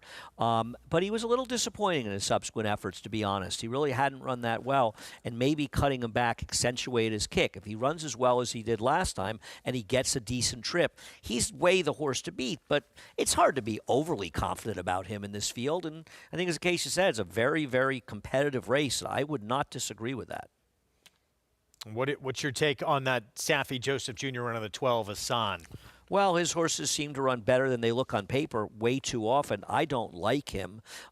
His last race, he got a very, very good trip. I mean, that steadied back is sort of doesn't really mean anything. He was dropped back in there. He's a horse that has no speed. Irad Ortiz helps him, but listen, I'm never going to be surprised when Saffie Joseph horses run better than they're going to be expected.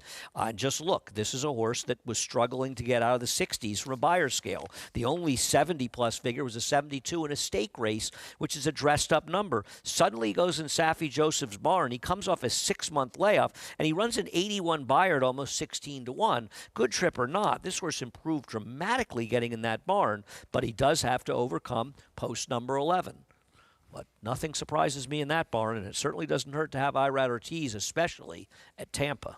Yeah, I thought the 4 a little interesting. Heathguard coming off back-to-back efforts where he comes from pretty far back, but certainly that last effort overcame some trouble too. Yeah, it's interesting. He moved along with Noble Factor last time, and both of them had trouble finishing. The difference, I would say, with the two of them is that he broke a length slow, where Noble Factor did not break slowly, and he ended up, I think, inside of him on the turn, but he entered the turn about 4 wide. I think he's a player in this race. I don't understand why he's 11-1 and the 3 Noble Factor is 5-1.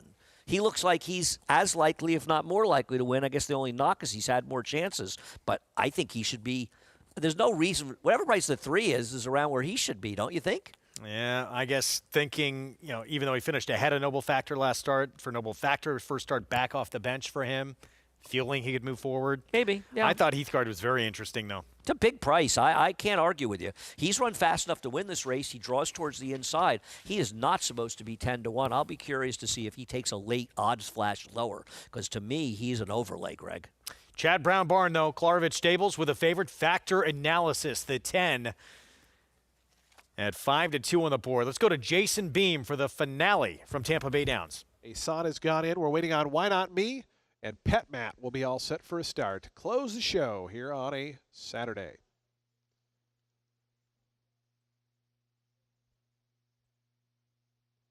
Here's Pet Mat, Cipriano Gil to the outside.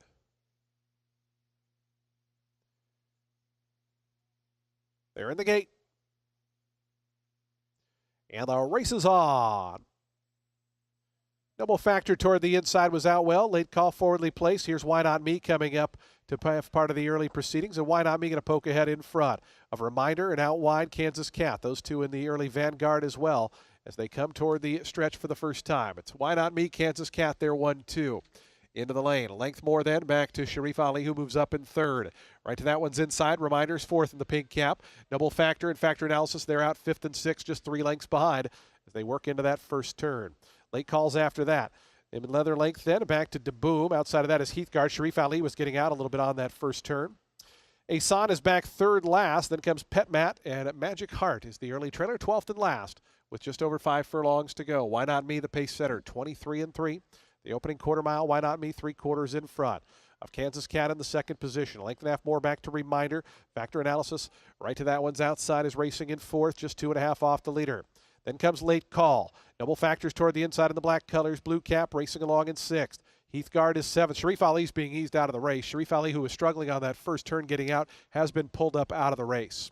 So the opening half at 48 and 3 as they take their run toward the far turn. Why Not Me, Kansas Cat, Factor Analysis joining them, and Late Call out 4 wide. Those 4 just separated 3/4 of a length as they wind around that turn. On the inside, Why Not Me, Kansas Cat, Factor Analysis, Late Call continuing that 4 wide sweep. Just in behind them, Reminder looks to have horse, is looking for a seam. Asan also going to come through down toward the inside. Many chances as they turn for home. On the outside, Factor Analysis narrowly in front of Kansas Cat. Why Not Me tries to battle on. Asan now knifing between runners, looking for a seam in the red silks. Down the far outside is Heathguard. Asan got through. Asan, Factor Analysis on the outside. Asan and Factor Analysis. Those two hit the wire. It's a photo. Factor Analysis or Asan. Heathguard was closing late along with Reminder for third and fourth. Now, Asan looked like he had this race won. Factor Analysis, the 10, re-rallies, and looks like he goes back-to-back. Does feel like he got up, but maybe he won the bob that he was unlucky. Yes, this one he did not lose the bob. He got the money, and you're 4. A very nice third there, closing on the outside at an outrageous 11-1. But this time, Chad Brown got the best of Sappy Joseph and Irad Ortiz. Factor Analysis, Chad Brown. Yeah, Antonio Gallardo, who won on this horse to break his maiden last time out, gets the return mount, gets the win again. Over Irad Ortiz Jr. Prices coming up when we return. We still have the nightcap ahead from Oaklawn Park out in Hot Springs, Arkansas. It's a maiden special weight, 2-turn mile to close out their Saturday action when we come back.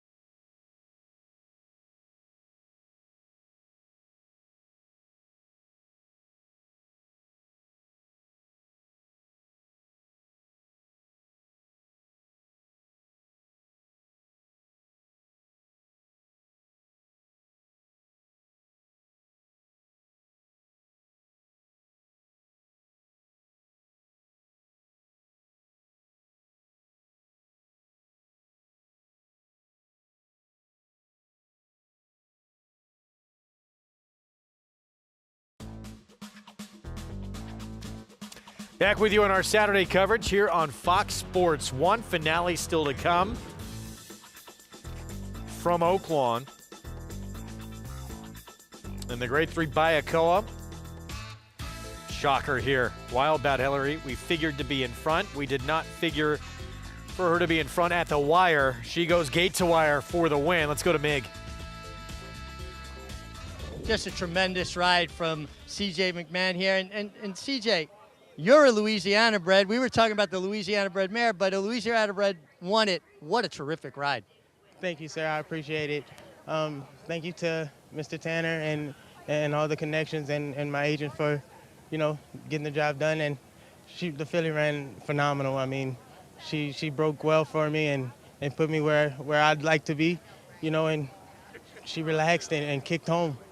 She got so comfortable on the lead. You were setting such kind fractions. You had to start feeling real confident midway down the backside. Oh, yes, sir, especially when she swapped over to her left lead going into the turn. And the 3/8 pole, I just kind of let her out a notch, and she grabbed the hold of me. And from there, I knew they were going to have to run to beat her. One thing I've noticed about historically, all the top riders coming out of Louisiana, you all have such nice hands. Man, you had that nice, long, light hold, and she looked like she just really enjoyed it. Yes, sir. She's a fairly easy filly to ride, Just let her do her own thing, especially when she breaks and uses her natural ability. I mean, she takes you there and puts you where you need to be. That was fun to watch. Great job, guys. Pace makes the race. This man controlled it. Well done. That's a big victory in... Big smile, too. Yeah. Good for Look, him. It's a big race Love out that. in Oaklawn. It's awesome. Beating a very good field. And Yeah. unexpected. Well done by CJ McMahon. The longest shot on the board be the second biggest price on the board. No, congrats to him. And I got to tell you something. Loved was disappointing. She was getting there at the end, but she never had any oomph. She really never had a kick. $34 winner. This is the race that's going to close out Saturday action here in Hot Springs. 2-turn mile. Everyone looking for that first career win, including Frosted Miracle on your screen right now. Julian Leperoux for Ken McPeak. Let's go back to Mig. Yeah, thanks, Greg. And I'll start with the 3, La Fantastica. She's a standout from a physical perspective, as most of Steve Asmussen's runners are. I really can't see past her. I think she's shown steady improvement. Her last race was her best race yet. And what I see physically, she's just so well turned out. You get to son Eric Asmussen, just recently crowned the Eclipse Award winning apprentice from last year. I just think there's a lot to like with the 3, La Fantastica.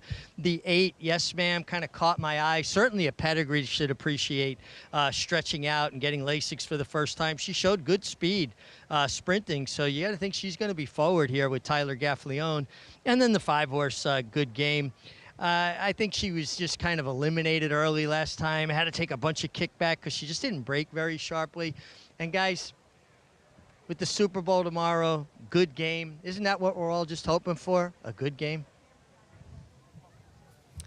I guess it depends how deeply your ties are to Richard the Velveeta Chiefs or the Eagles. Migliore. And Mig pretends he's not a big NFL guy. He is flying home to watch the game. Is he really? Yes, he is. Wow. Does the family know? I guess they know now. I won't be watching the game. Hopefully I didn't break the I want news. you to know that. I will not be watching the game. I expect no less from you, Andy. Yeah, I'm not a football guy. Should be a good game, though, right? I would hope so. Yeah. I really don't care. 2-1.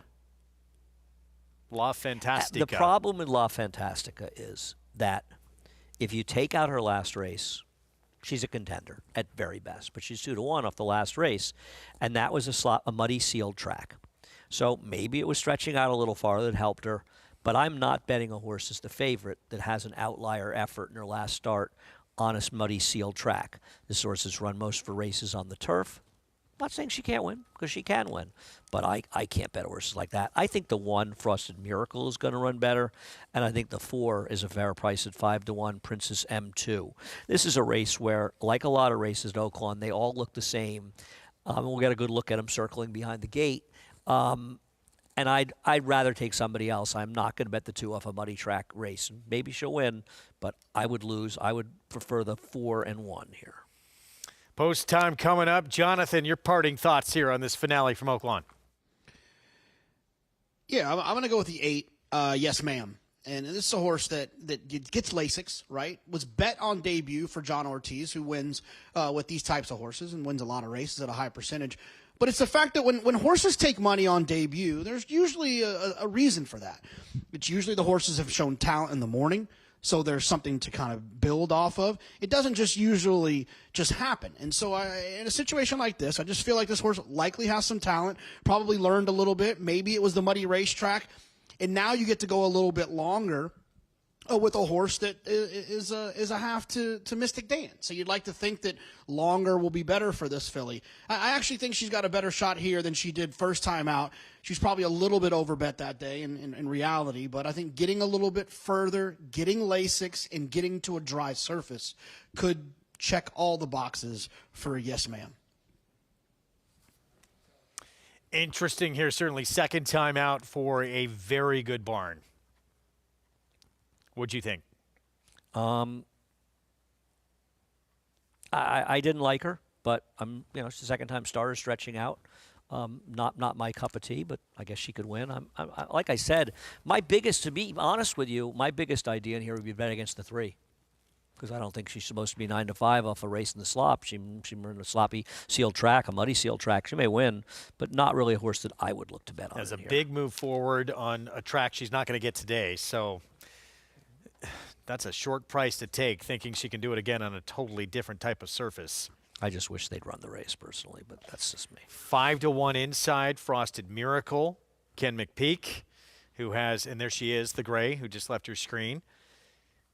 A horse of the year, Torpedo Anna, coming back to Hot Springs in the Azaria, prep for the Grade 1 Apple Blossom, one of the most prestigious races in that distaff division. And we'll see, obviously for these connections, things did not go well out of the gate in the Bayakoa in the feature with Corningstone. Yeah. I don't know that she was going to win, but whatever chance she may have had, she completely lost it at the start of that race. I agree. I think that horse will run better from the inside, like I said. The 4 and 1 would be the ones that I would be inclined to go to in this race. And a little bit of money for the 10. Buriana, a lot of changes. Blinkers on, getting Lasix for Dwayne Lucas. And her first start of her 3-year-old campaign coming up. It did take a move forward, but again, it was on a muddy sealed track and it was sprinting, so we don't know, stretching out to a mile, what she'll be able to do. But a kind of field where almost nothing really would surprise you. No, there's a lot of horses that run similar races. Oaklawn's a tough place. If you can get some good opinions at Oaklawn, you're going to make some money. You're going to get paid, and like I said, maybe the 3 wins this race, but for my money, that's the kind of horse that I look to bet against. Winningest trainer in North American history, Steve Asmussen with the favorite. That's the 3, La Fantastica, and his son coming off an Eclipse Award as Outstanding Apprentice Rider. Eric aboard as they team up here in this nightcap at Oaklawn. Let's go to Matt Dinnerman for the call. We wait on Lobby Rendezvous. Here's Lobby Rendezvous coming up. Go again. Backs away Lobby Rendezvous. Live racing resumes Friday afternoon. No live racing tomorrow. Good luck in the nightcap. We're ready to go. And they're off in the finale. Frosted Miracle from the inside, off slowly. Princess M2 naturally quickest, along with Kai Kai. These two share the top spot, both under holds approaching the first turn. La Fantastica right off of them in third as they corner. On the outside, Kai Kai taking control. Princess M2 will take a hold in track in second. Good game joining her from the outside. Then comes La Fantastica in the 4th position. Yes, Ma'am is next. Asking for a race, has to slam on the brakes when in tight behind horses, and Keen as well asking for a raise. Barbie's Dream is ahead of her, and asking for a raise is still tugging very, very hard. Joining Buriana, Lobby Rendezvous, who's deep 4 or 5 paths off the rail. Frosted Miracle at the back, the gray filly, just 7 lengths behind as a compact group of 11 heads down the back stretch. Kai Kai is the leader by a half length. Good game, clearly into second now. Princess M2 in a pocket third, 1.5 lengths behind. Yes, Ma'am, claiming 4th from La Fantastica, and Momentario, who's to the outside of that rival. Buriana attempts to get closer going into the 4-turn run. Asking for a raise, Lobby Rendezvous are next. Barbie's Dream is given way past pass by Frosted Miracle, who has plenty of ground to make up. Remember, this race went at the 16th pole, and Princess M2 is trying to end this race right now as she takes the lead. Princess M2 and Ramon Vasquez with an aggressive move as Kai calls it a day. Good Game is second. Yes, ma'am, in third, just plodding along here. La Fantastica passing her as they come off the turn. Princess M2 down the lane has increased the lead to 3. La Fantastica is second, and then Good Game third, trying to hold that spot. Princess M2 for the Phil D'Amato barn, coming home strong to win the nightcap by 4.5 or 5. La Fantastica second best. Good Game third. Photo for fourth. Lobby Rendezvous, and yes, ma'am. Princess M2 with the win to close out the action here in Hot Springs on this Saturday card.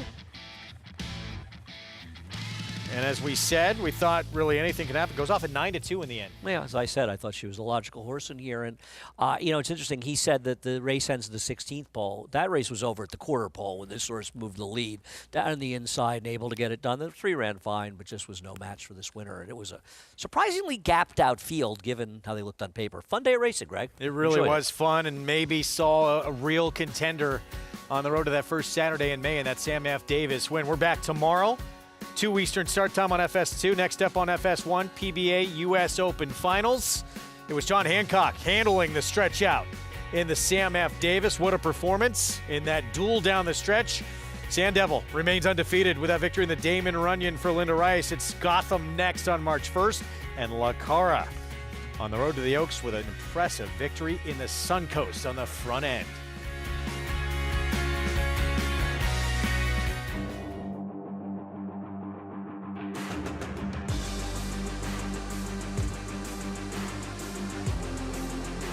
Bright future indeed. Bright future, the son of Curlin to win by 4. Bright future, Proxy, here's the line. Photo finish, Bright future. Bright future, look at that. Bright future, the class prevails.